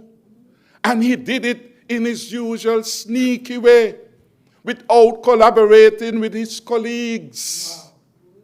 Imagine that. But he is the chair of CARICOM, and he wants to steal a march rather than maintain the cohesiveness of the team and the solidarity and strength that come when unity of the forces operate. So he went and he did that. And then Antigua came out and spoke about their situation. Dominica followed. And then after he looked at this script, he then come out to tell us something. Not everything, something. And what he said to us really did not make sense. And imagine, he was last year the incoming chair, that is the chairman of CARICOM to come. At the end of every 6 months, they rotate. There is something called the Bureau of the Conference. Comprises in large measure 3 heads of government. The current chair, that he is, the last one, the one before, which would be Jamaica, and the one to come, in the next one, which would be St. Lucia. He was then in an ideal position then, especially with Jamaica bowed down in their domestic politics, to help coordinate a regional position in relation to the deportee matter. But here we have ourselves being exposed, everyone doing their own little thing.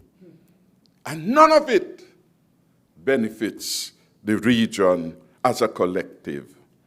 And he is the chairman of CARICOM presiding over that. It is not helpful. And he doesn't have a depth of understanding about all these issues at play. The position of Haiti. Haiti still remains by population size, the largest member state of CARICOM. That is tremendous potential that is there to be exploited. Rather than seeing Haiti as a pariah country, we should be looking to exploit its potential, working with other international organizations, and most importantly with the people of Haiti. So that huge market, perhaps not very organized, of millions of people can come to better service to the region as a whole. Because we need a critical mass. And yet, with respect to achieving that, as it is, we want to exclude the largest member state. Could you imagine that there was any grouping in the world of an international nature, and you were to exclude India, nearly going with 1.5 billion, and all that market and skill potential? Could you imagine that you could have a world functioning and China at the periphery with its over 1 billion plus people with all the multiplicity of skills and talent and marketing power and capability? No, couldn't happen. Why are they not accepting Haiti as our kith and kin, our people? Part of why we are free today. Part of why we are free today. And recognize not just the negative, because we all would come short if we focus on the negative. Because we'll have to talk about the corruption here, which is excessive. We'll have to talk about the kickback games that they are playing on every project. So none perfect.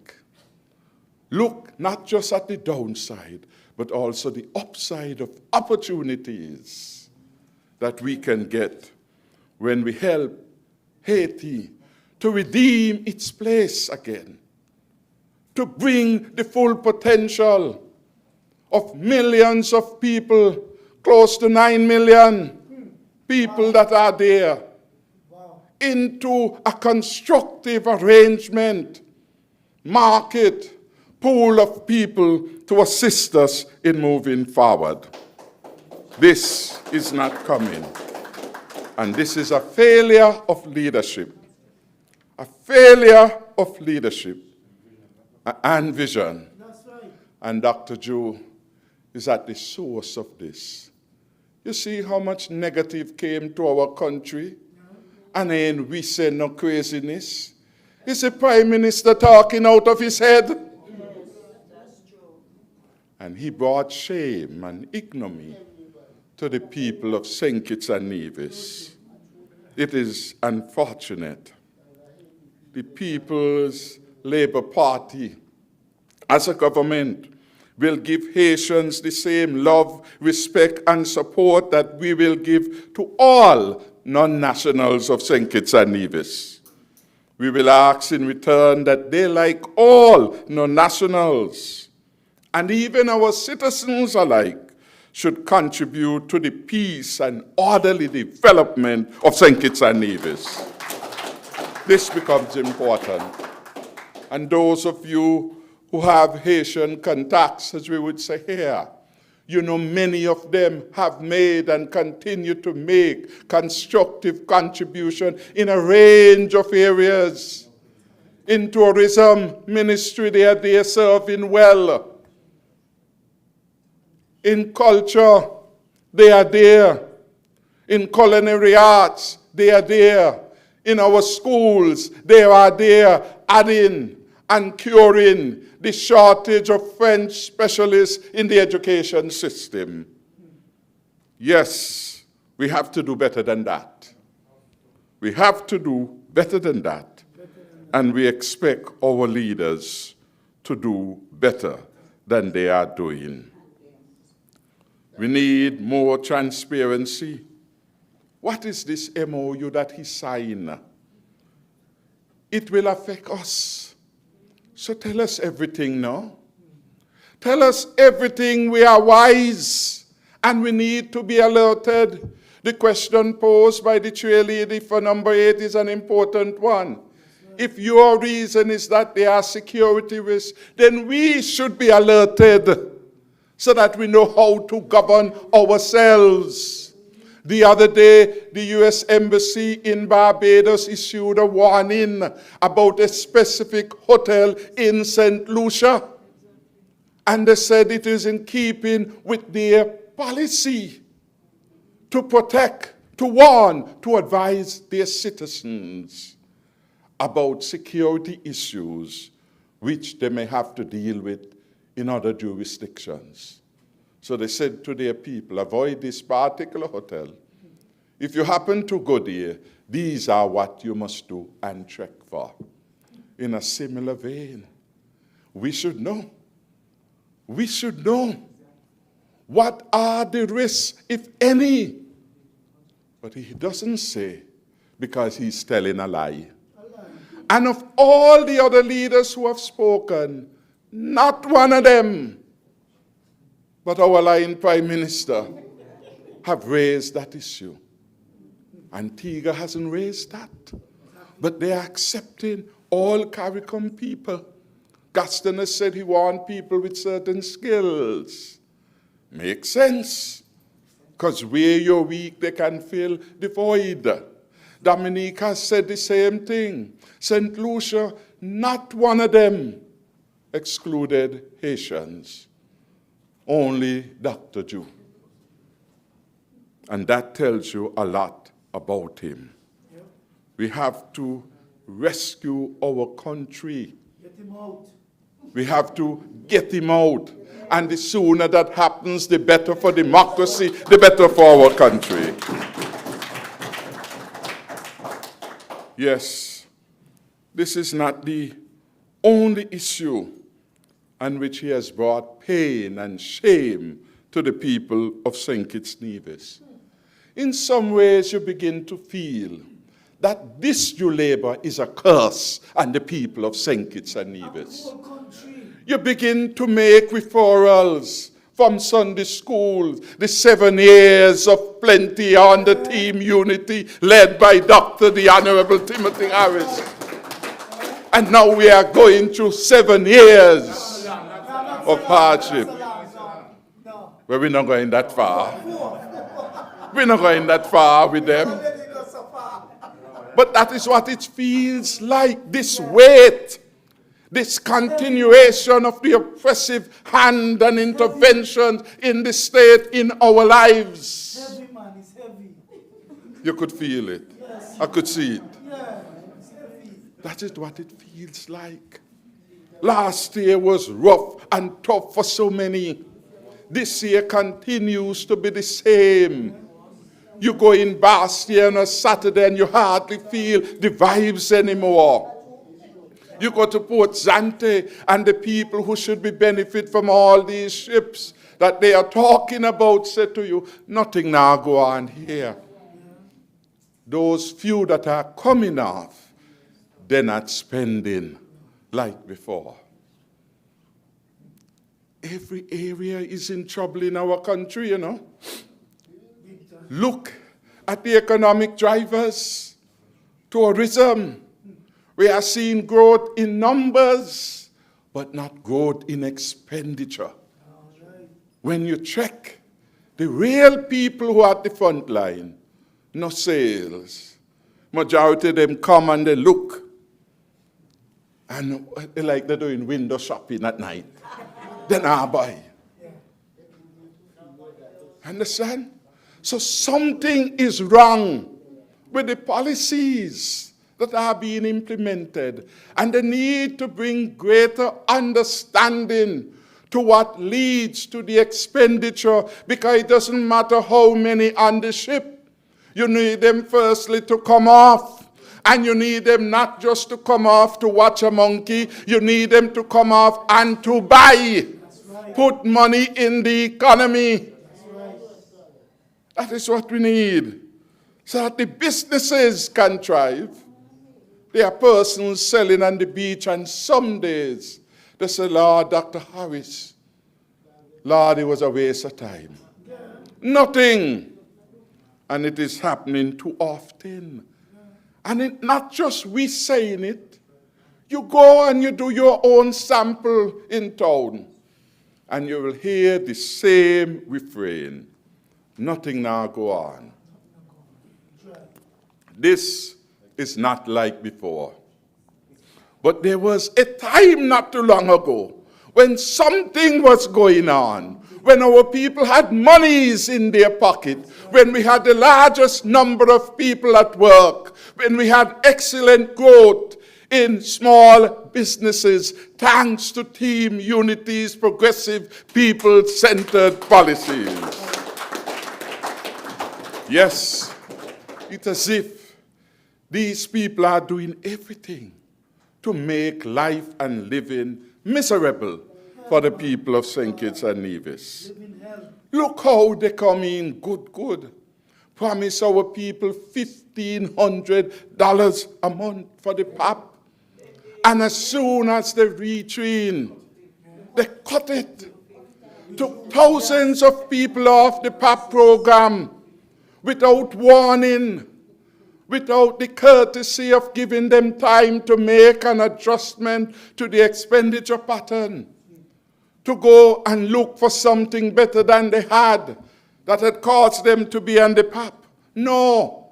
And they promise in their to-do list that $500 going out of style, we're going to make it $1,500.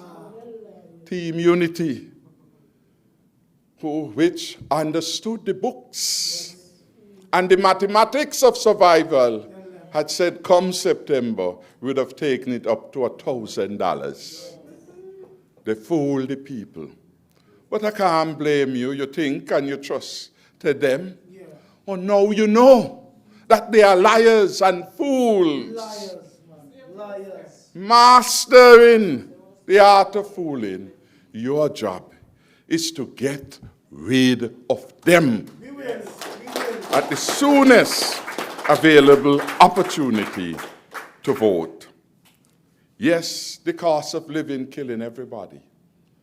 Sometimes it's just a sad plight to go in our supermarkets and you see people cautiously putting back a little shame on the face, but don't feel shame. Every time you put back, you say, I'm going to take Dr. Joe out of office. I'm putting back the milk, I'm going to take him out of office. I can't buy the chicken for my family, I will take Dr. Joe out of the office. I can't buy saltfish now because the price gone up. Jeffrey, Marsha, Samuel, all of them, they gone.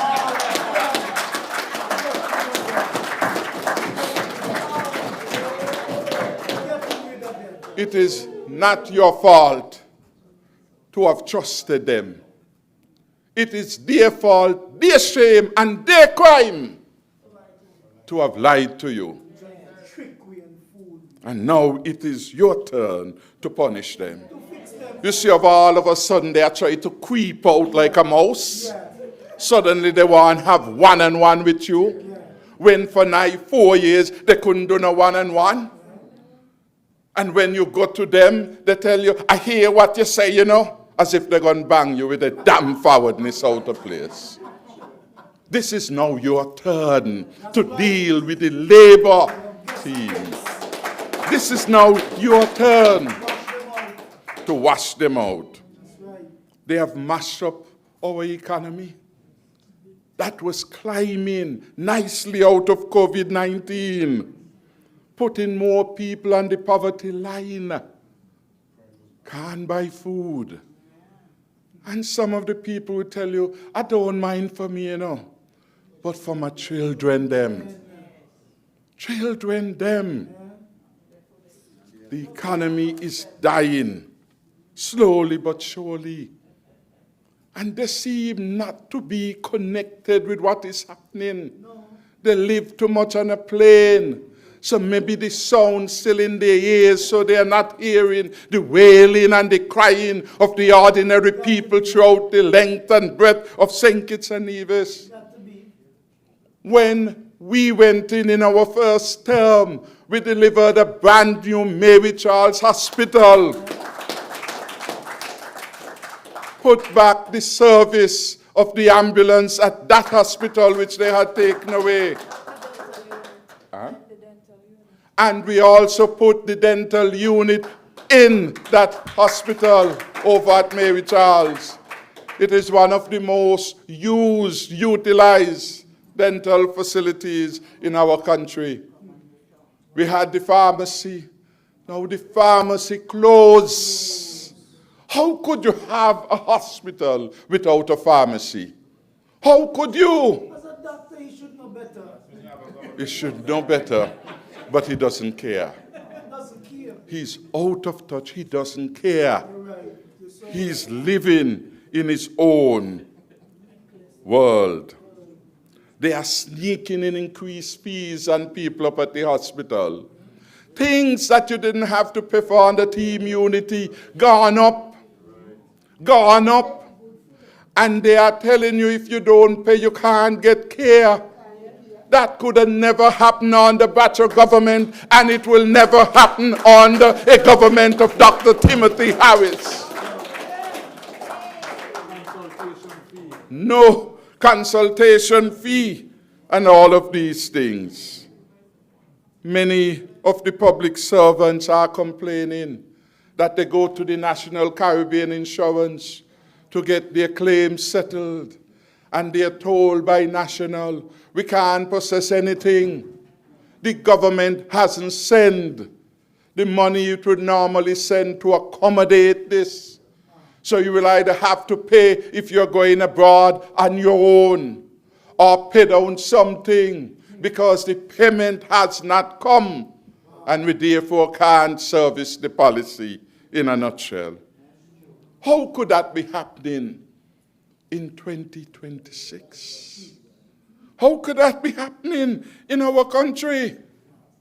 This is the worst government that we have had in a long time. They have failed to create the right environment for businesses to flourish, for jobs to be created in a range of sectors like we did. And imagine now you hear our young people coming out of schools, 13, 14, 15, all those high number of subjects. So they have graduated to go where? They have graduated into unemployment. Something is wrong for that. For the mother and the father who invested so much to take their child to secondary school, they now come out, and in the tradition that we are accustomed to, you want them to get a job to help make things easier for you. The children are bright. They go all around the place, no job there. How does that make them feel? Are we surprised about the pressures in the country and how often people are just dropping down? A doctor told my friend of mine, he said, I am surprised now.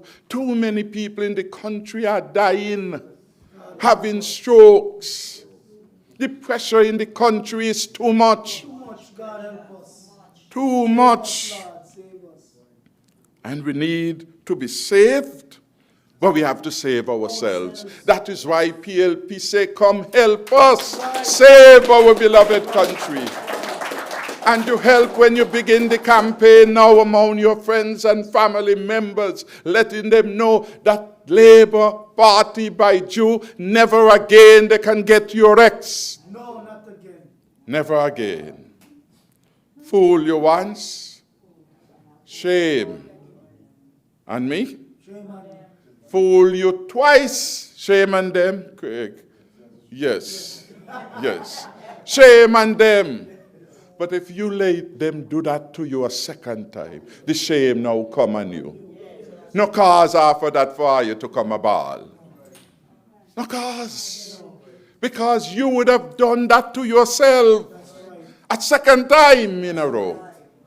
And we are warning you never to let that happen again. I mean, even the school uniform program, they cut it back to the bare minimum. Every area in which poor, vulnerable people were to get some support, they are squeezing the lifeblood out of you. And they're on the plane every day. in expensive hotels. They don't care.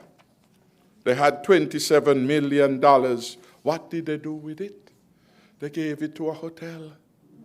Not the small bar over in Keon struggling. Not the young businessman making some headway in videography and in some new areas of ICT frame. No startup capital for him to get his equipment. Not for the young man who want to go do lawnmower and provide cleaning and support services. Nothing for them. Nothing for them.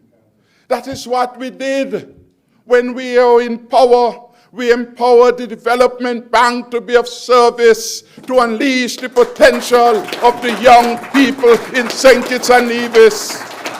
Some open shops, some started car rental agencies, some did hair salons, some had mobile transportation, plying their trade. Thank God for the vision of this Team Unity government, led by yours truly. We recognize that we have to work with people. We have to have a leap of confidence, if you will, in them. Encourage them along. Invest in them so that they in turn will invest in others. Yeman is here, an outstanding farmer for many years. Yeman took chew and chew, Keon and elsewhere. Thank God, Yeman understand that that man is a bad man. Never again will he get that support. And so we are concerned at where we are at. The squandermania. $700 million, someone reported by year-end, in relation to the overspending. Every year for the last 3 years, $295 million. 1 year, $304 million. $152 million. By the end of the year, they will run up over $750 million in overspending. And with this record, how dare them gone and playing every minute and come back empty-handed? Come back empty-handed. And each day that they travel, they take $1,000, call it per diem, in their pocket, in addition to the money for their hotels. You could call them anything, but not me. For me, them a Cooper.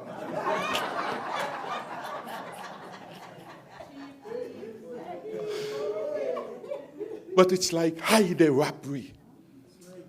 They are parasites on the treasury. All these unkind acts, they come up and they basically will do anything to get $1. Start going and purchase property without permission from the lawyers. Big people in government that do that foolishness. Big architects are go on people's property. Oh, it like that. The butcher went to him one night, do not come back on my property. Butcher didn't go back for standards. But after all that money waste, you go up at the same Butcher Museum. I mean, everything gone wild. Not well thought out. Whim of fantasy. And he want a photo up. So he goes there. It's like the smart hospital that has become, over time, smarter than the entire government. It wouldn't start at all. But every time somebody gets some money, to go and clean up, to go and put up a sign, and nothing is there for we the people. Finally, I want to say that we are readying ourselves to serve you better than before.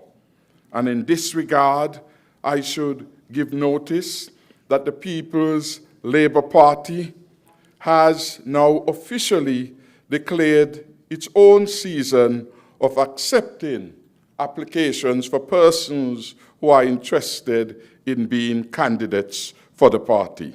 That's right.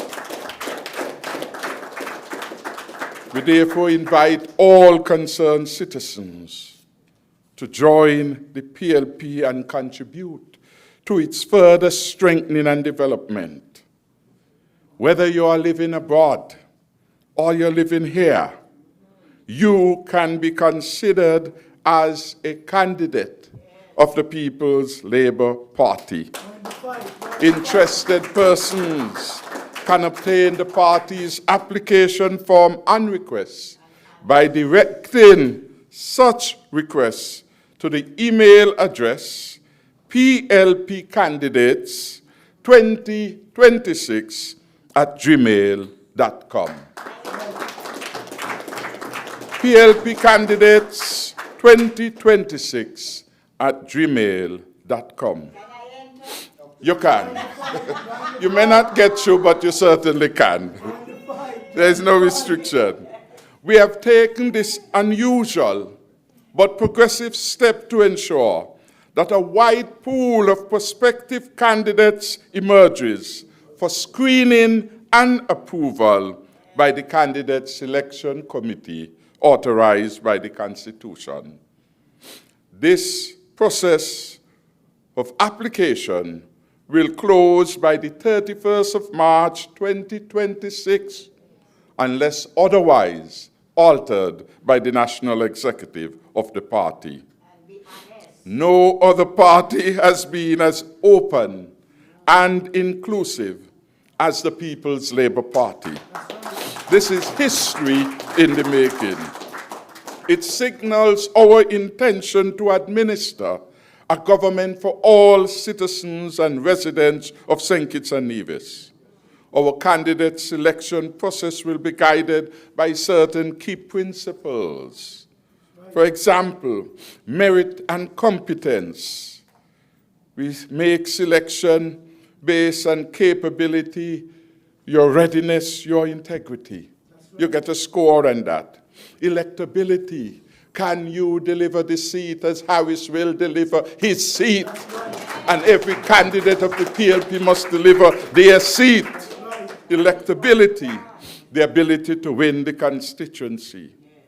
Community involvement, genuine connection to and bond with your constituents. Internal democracy at work, we will give an input to people from the constituency which you desire to represent. But of course, the strategic judgment rests with the Candidate Selection Committee, which will have the final say and will act in the broad national interest. Transparency and fairness will prevail. The rules, the criteria, and the processes, they've all been discussed at our National Executive meeting on more than one occasion. The form itself had been made available to members of the present National Executive long before we are now making it more widely available. We appreciate that of course, accountability. Once you are selected, you now have additional responsibility and there's a performance expectation that you will deliver the seat in a big way. So you have to do the work. You have to lead on the work. The work now begins. Yes, so we are asking, we appreciate that our greatest resource is our people. The PLP has always known this and treasured this. We must institutionalize the mechanism to put our people to work in the interest of a better St. Kitts and Nevis. Our PLP, your PLP, by this grassroots democratic approach, is opening up to all our people to be part of history in the making. So I encourage you to step up to the plate. Working together, we will make St. Kitts and Nevis the best small island state. I promise you that the PLP will do better than what you have, so much better. We come with the record and with your knowledge that PLP's leadership that has been ever present in team unity did it before. And we shall and we will in your name do it again. We will save St. Kitts and Nevis through openness, competence, and determination.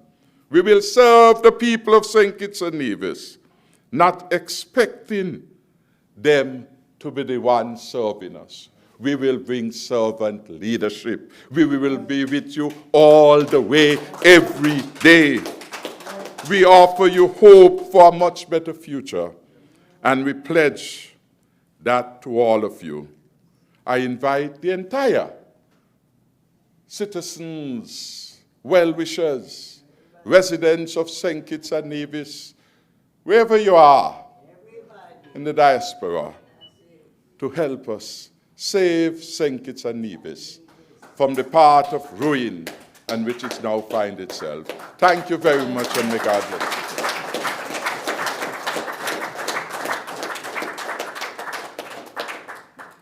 Could we have another round of applause for Dr. Harris?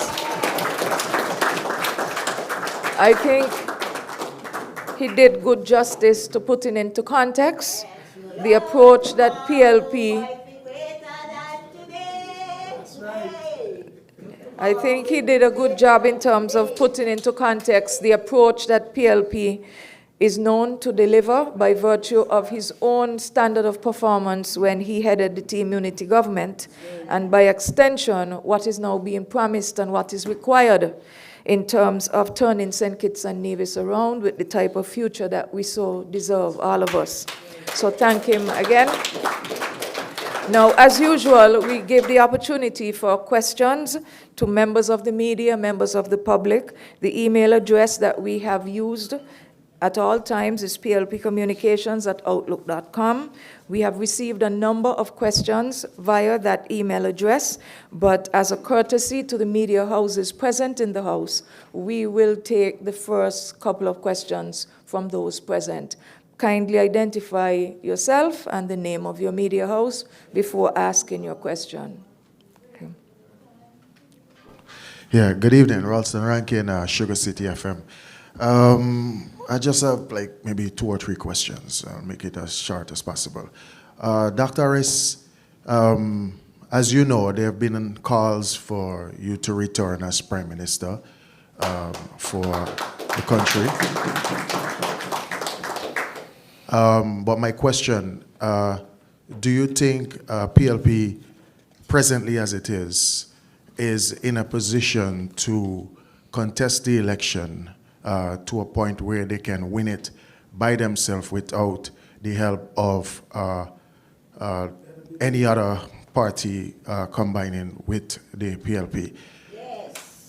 Second question, well, you touched on the candidate, because I was going to ask a question there, but you already touched on it in terms of the deadline. So after the deadline, which you mentioned the 31st of March, that is when we will know exactly who the candidates will be for each constituency, or it might, you know, whenever you decide to release those names. In line with that, has the party identify any location for constituency office to be open in the constituencies? As you know, that is a big factor in the campaign as well. And this question I have for Ms. Sanders. I know you're a teacher, and it's almost 4 years, and we all know what's the situation with Bastille School. I'd like your take on that. And Dr. Harris, if you could elaborate a little bit more on the step where it's going to be decreased to $250 for the workers.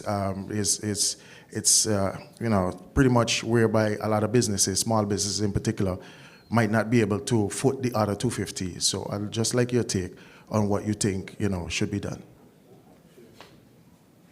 Okay, thank you so much, DJ Rankin.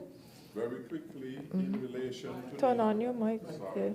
In relation to the new policy of the government to require private entities to pay, I gather, about 50% of the wages, plus Social Security and that.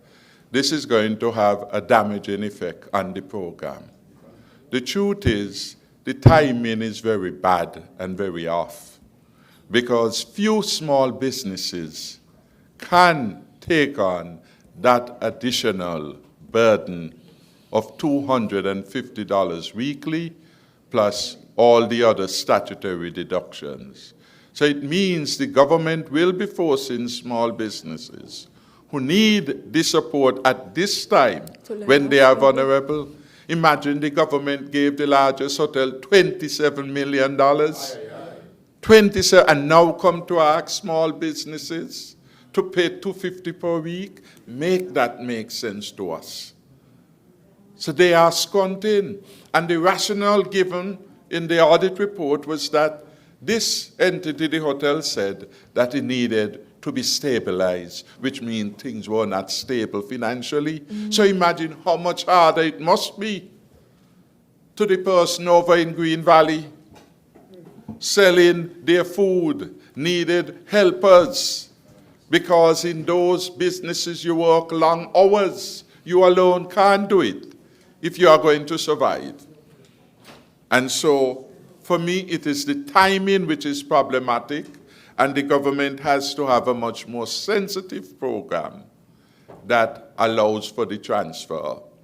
And what I understand is that the government is picking and choosing. So if the government thinks that you have a small business and you have 3 step workers, and you're not supporting them, they send quickly to tell you, from next week you have to start paying. That can't be right.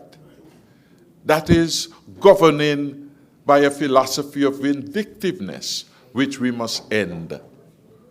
Would you believe that one of the government henchmen in Nigel Carty was operating a business in Market Street? He had step workers. Will he now be asked to pay them if he still has them? That is the kind of partisanship that should never enter into the policy making. When we were there, whether you were Labour, PAM, or whatever you were accorded the benefits. Farmers and so on. Now they have been asked to carry this burden. It is not a wise policy. The timing is off. And while we could appreciate that at some time in the future, there will have to be some adjustment, it can't be at this hard time in our country. In terms of the constituency locations, these of course are internal matter which the constituency structures will examine, and I won't disclose any right now at this particular moment in time. As to the other important question, our ability to win, to form the next government, I say you are out there, and you would hear what everybody else has heard. People meet me at the airport when last I traveled and everywhere. They say, boy, this thing is yours, Dr. Harris. This is yours, Dr. Harris. This election, you got it. You hear what I say? You got it. I was in town, I think it was yesterday, and we walked the Bay Road and we went in the barber shops and we went different places. It's the same thing. We want you back. Same cry. I say thank you for welcoming me back. Do make your contribution to the effort. Continue to talk to your friends, your family members. Encourage them now to make the change. And I think if you do that, even if you walk to this hotel, talk with the employees, you get a feel that the tide has shifted.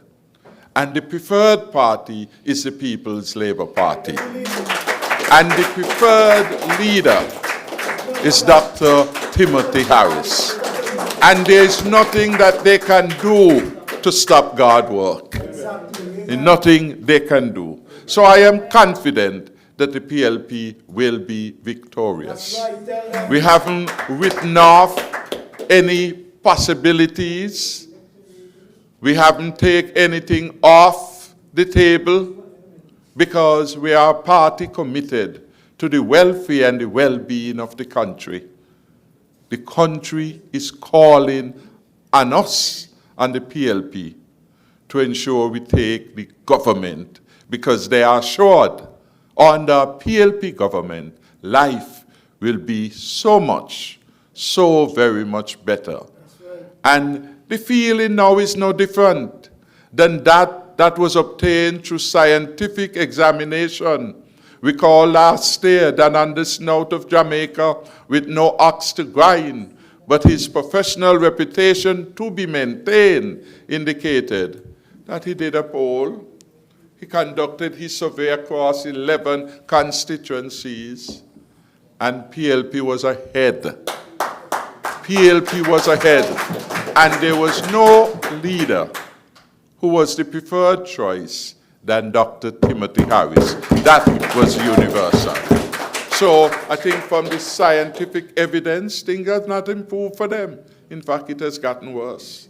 But you must judge for yourself whether your life has improved or he had worsened since July last year.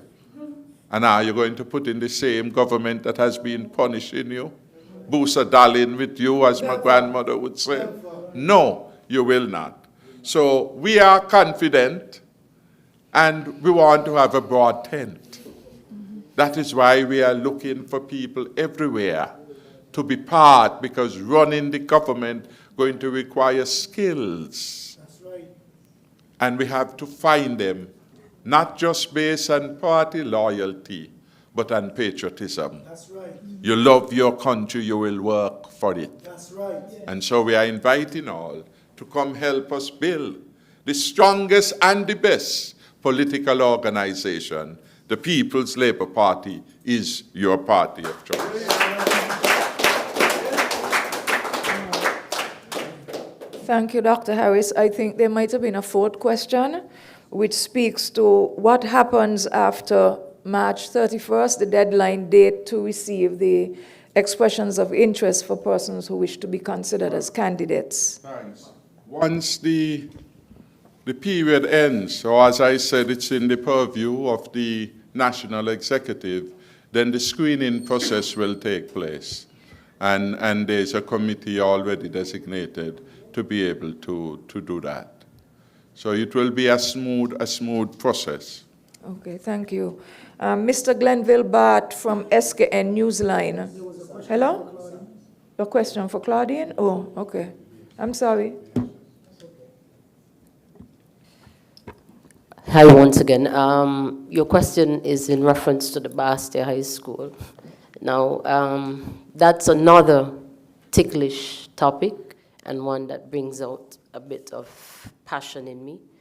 Because as you know, I'm teaching for 28 years, 20 of which was spent at the Bastia High School. And as the motto goes, or the song goes, Principia non omnes, or emblem ever new. In this old Bastia High School, a rock so firm and true. And I'm going to stop there. Now, we have been resilient. The teachers have been resilient. And it took a unity government led by Dr. Harris to understand the pain that we were experiencing, because the Minister of Education then, who I would not name this evening, he was actually not understanding. He was not understanding. He would come to meetings at the head table and he would be laughing. I remember my own issue. But as you speak to the building and the structure that we should be seeing now, I really don't know what's happening. 6 months ago, I think there was a little photo op and a little video indicating that the project manager was a Mr. Khan. They have not named the local contractor. I don't know what's the mystery. If it's somebody local, we're supposed to be bigging them up. And the people who are actually captioning under these posts, what the PLP people don't shut up. They were in and they didn't do nothing. But let me retract. They did much more than the Labour government did. When we were crying out, things were on our skin. They kept saying we went to the internet, we took things down, and we were portraying these things as the ailments. Who would call sickness on themselves? So I am very, very saddened that people who are now stating that we should hush, because it should have been already constructed under the Team Unity coalition. I want to say they did clear the land They were doing works. There was a meeting at the Newtown Primary School. I was present. The principal then, I don't think she'll mind if I call her name, Mrs. Morton was present. And we had several persons there. We were ready to take charge. They were ready to build on what was called the aquifer. That was the big issue. Dr. Siheli, she would have spoken, she would have shown us videos, she spoke about this. Nobody would want to kill anyone. Minister Hanley lives on the aquifer. I could remember my grandfather, Mr. Finch, who worked at CHA, which is now NHC, Central Housing Authority. I said to him one day sitting on the veranda, why people don't build in front there over on the pasture, just in front of your house?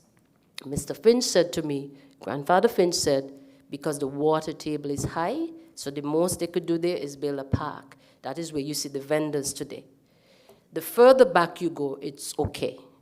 And that is why we have the Seventh-day Adventist School and all these other things up in there. The mechanic, may his soul rest in peace. All these people are up there.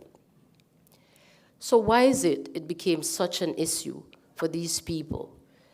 They're gone back to the old site, which is good, but they didn't tell us anything. The EIA, nothing. Whether they were doing ongoing testing of the soil, nothing.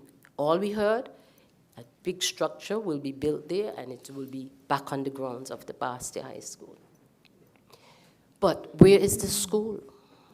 We saw the lands cleared for music festival. We saw it cleared for every activity in the park. But where's the structure? They should be showing us the foundation, because everything they celebrate, even the reopening of a little road or two. So where's the foundation? They should be on TV saying, this is the foundation for the school, right? But these were the same people who said there was nothing wrong with the school. So if something is not wrong with a structure, why would you demolish it? Wouldn't you just tweak a window or two, a door or two, and maybe the roof on one of the buildings might need repairing? But they demolished the whole building.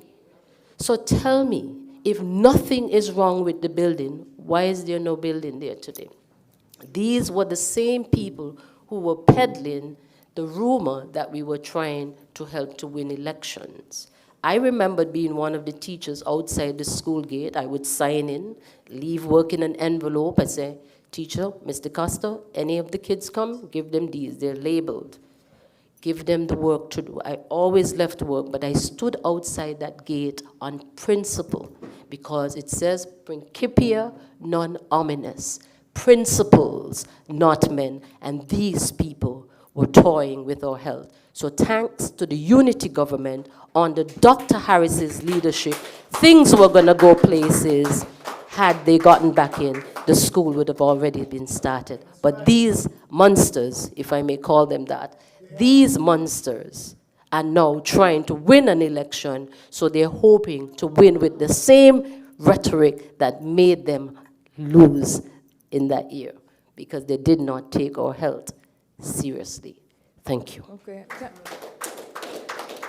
Thank you very much, Ms. Saunders. And if I might add, that we should also mention that one of the first acts of the Team Unity government when we took office in 2015 was to bring to an end the ridiculous shift system that existed with the school.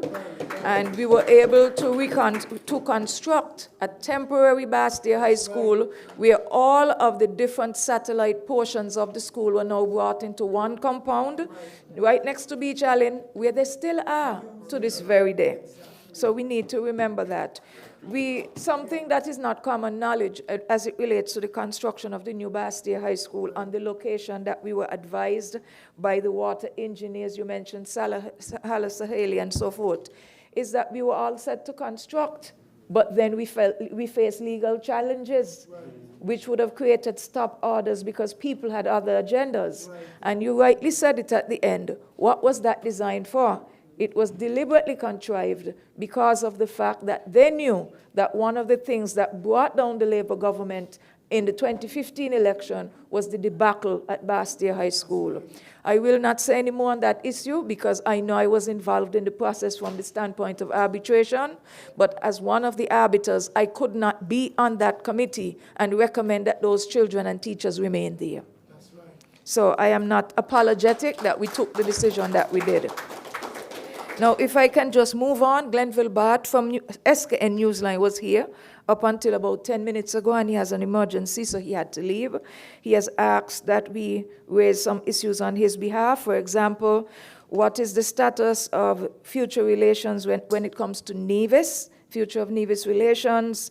He also is asking about whether or not there is a CARICOM position within the context of the U.S. policies that are not favorable towards independent Caribbean countries.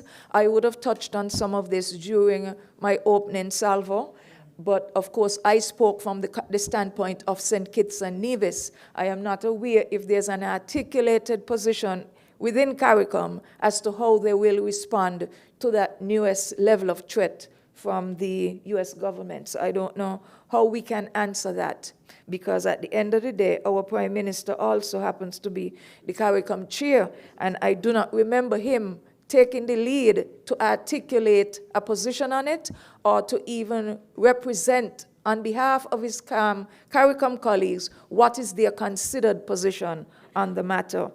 He also raises the question of cruise passenger expenditure. Dr. Harris, I think, did that in his remarks as well.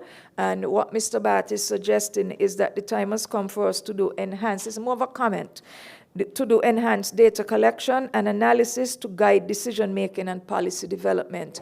No, and I agree. Nobody can disagree with that. I think that comes from the standpoint that while it is true, yes, that your typical cruise passenger is a budget tourist who may have a bucket list of things they want to do, places they want to see, and getting a cruise ticket for a 7-day cruise is a lot cheaper than taking a decision to come in by ear and stay in a hotel and rent a car where you pay for more add-on services. Granted, that's the type of visitor we need more of, because then more money rolls over in the economy because they will buy services, get their hair done, go to the disco, go to the strip, whatever is the case, go over to Nevis, take the sea bridge, so money rolls over. But then having said that, we should not sneeze at the cruise passengers either, because whether or not these people come off the ships, the government collects the head tax from them.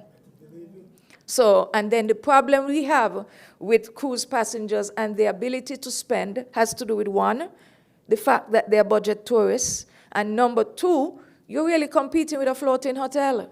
Because how many of you may have been on a cruise or seen what the inside of a cruise ship looks like? You are competing with a floating hotel, a floating city. And the bigger they get, the more impressive they become. You have the cinema, you can get your hair done, you have a bookshop, you have a discotheque, you have a space where you could go and exercise, numerous pools and little amusement parks for children. So by the time you come off, you've actually seen it and done it while you became a captive audience on the high seas. So it's about finding novel ways to add value, to provide to cruise passengers experiences, because that's what tourism is. You're selling an experience, a land-based experience, even though they are a cruise passenger, that they can't compete with on the ship because they can't get it there. So I think that is the gist behind that. Now, I think that does it for the bulk of the questions from Mr. Bart. And if I can go now to some of the questions that would have come in via the email address. The first one is a question regarding popularity in terms of Dr. Harris, even after 30 years in office, being a member of parliament, that people still want him to be in a leadership role. I think he has answered that more or less in the question that was raised by DJ Rankin. The issue of diplomatic appointment controversy. This is a question that we got as an email based on the recent announcement that a Nigeria multimillionaire has now been named our ambassador plenipotentiary and extraordinary for St. Kitts and Nevis, which is unusual. In the past, we have had persons like the late Billy Herbert fill that role. We have had persons like Ambassador Roslyn Hazel on the previous Douglas administration who filled that role. And even in our own administration, I think Vance Amory would have filled that role as well. So it has never been a non-national in that role.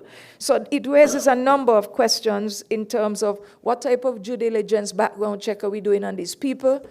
Are we now at the point where we are selling ambassadorships? These are questions people are asking.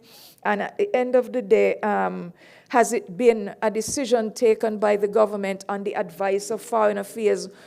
Who is our foreign policy advisory arm within the government that indicates, well, we really need to have somebody at large like that, and that there's merit to having a non-national over a national? So these are some of the issues that we have. I don't know if Dr. Harris has a different take on it in terms of the questions being raised. There's a question here for Damian Lawrence, and it has to do with Central Bastia development and housing. And the question is in light of the fact that Marsha Henderson, the incumbent in the Central Bastia constituency, had embarked upon a beautiful Bastia initiative. And I use this term cautiously because I think that the term beautiful Bastia is licensed to the Chamber of Commerce. So please forgive me, because that was a result of a 1980s project license between the Chamber and I think it is the University of Central Florida or something like that, where they came up with an initiative to preserve the Georgian-style architecture around Bastia. So it didn't matter if you were built with concrete, you had to have the clapboard on the external sides of the building. You also had to have the gingerbread trim, you know, that fretwork that you see on the eaves of buildings, the shutters, etc. Those had to be maintained, plus the pastel colors. So you would notice that, especially around Independence Square, that efforts have always been made to maintain that. That is beautiful Bastia. Okay, so it appears now, however, based on the question from whoever sent this in, that that whole concept has been stalled. But Damien is now being asked he's being asked a question, what is your assessment of the initiative in terms of its slowdown? And additionally, it is evident that since there has been underperformance in terms of the NHC when it comes to building houses, that they are mindful of the fact that under Team Unity, there was an initiative planned for later in 2022 and beyond, assuming we had won the election, that we would have contemplated repurposing the old site of the Ministry of Education on Central Street, Keon Street, which almost extends over to Central Street in some respects, to do housing in terms of a multi-story condominium-type complex to create housing in Central Bastia, because we recognize that we are out of space. And the city planners would have told us over the years the only way you can extend is going north. And going north means going into St. Peter's. So that question is being posed to Damien as to, should you be successful in the next election, to not only win your seat, but be part of the PLP team forming the government in terms of following through on that particular initiative that was being envisioned for housing in Central Bastia. So that's the question.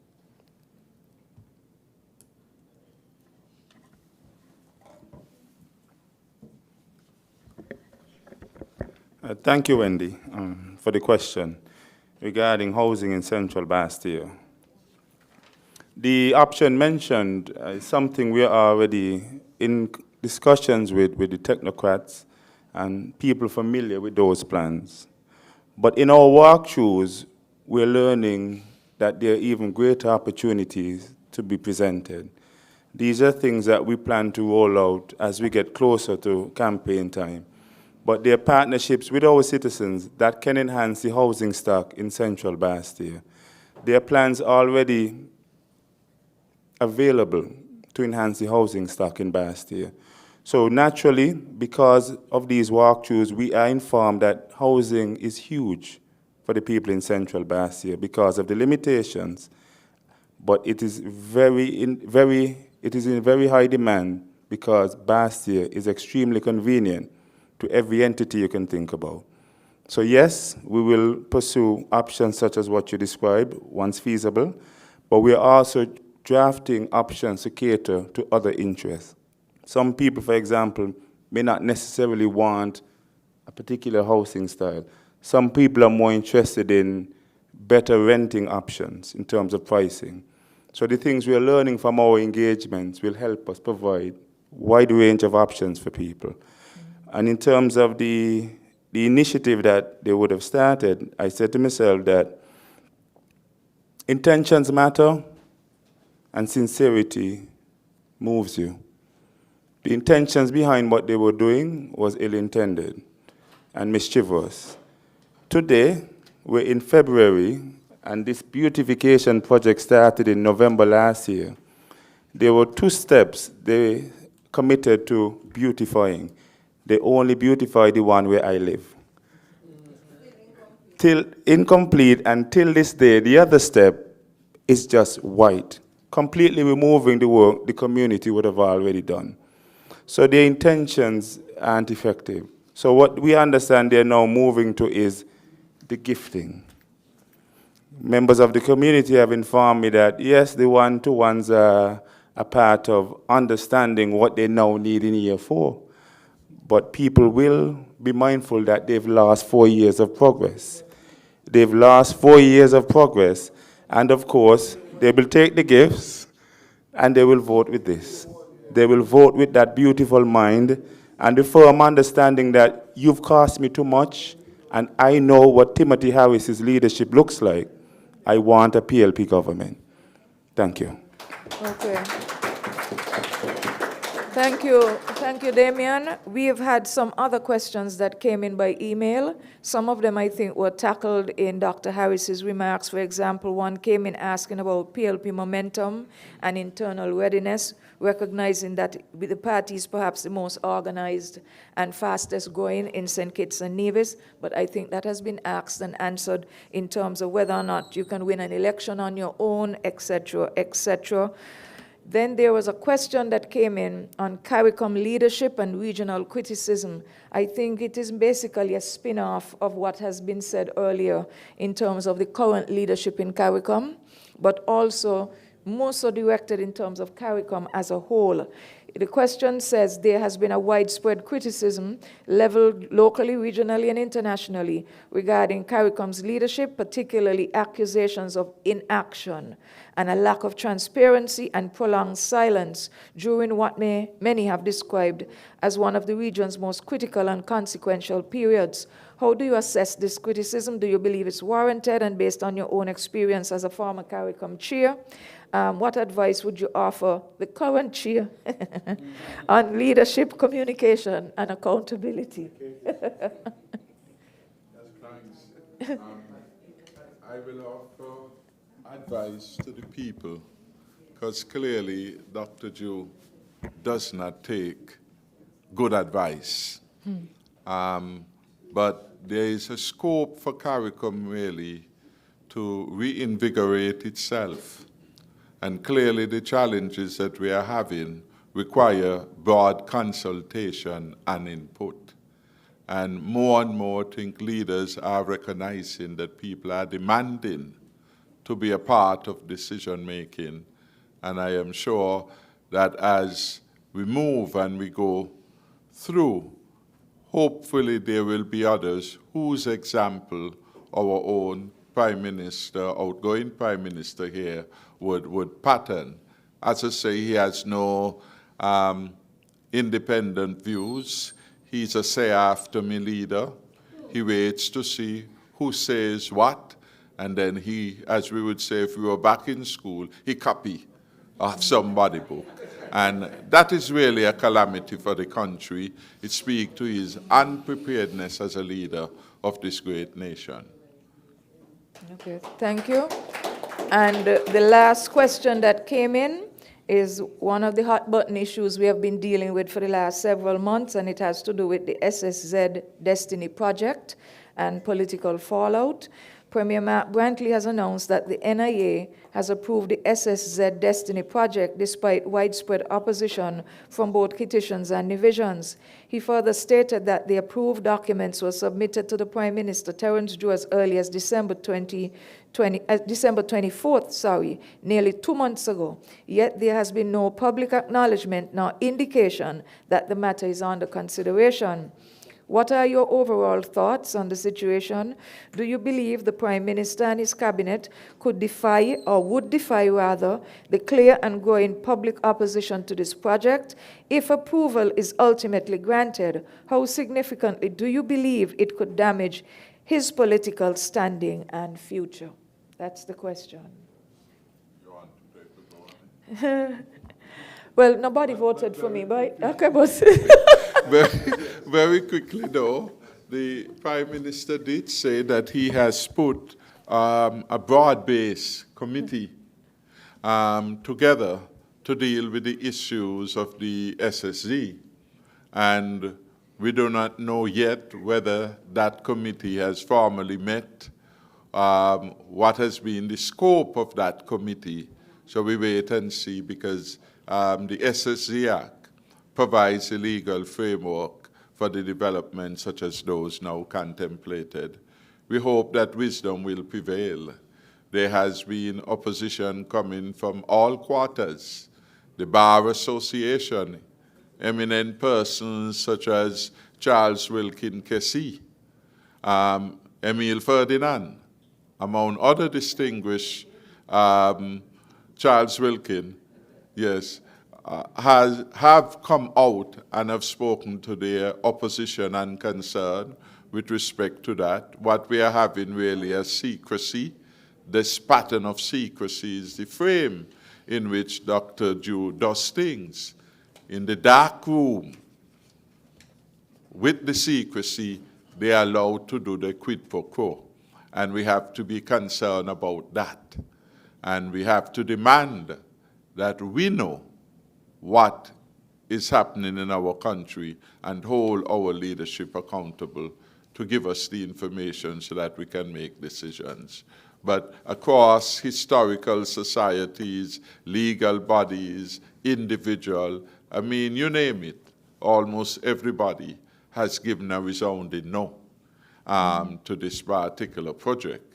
So we will see what happens. Ultimately, though, the people will determine that they must change both governments to get their justice, and so the people will have the last say on this matter. But we will watch and be prepared for action where necessary. Okay, well said. I think that brings us to the final matter, though, which Bart raised was the status of relations with Nevis. Yes. I want quickly to say that the PLP, with its broad umbrella, welcomes all, and that we have had very excellent relationships with people and with parties and other entities in Nevis. I want to thank the NRP for sending their deputy leader, acting leader, at our last gala this year. We ourselves has replicated by attending several of the functions that have been hosted by them.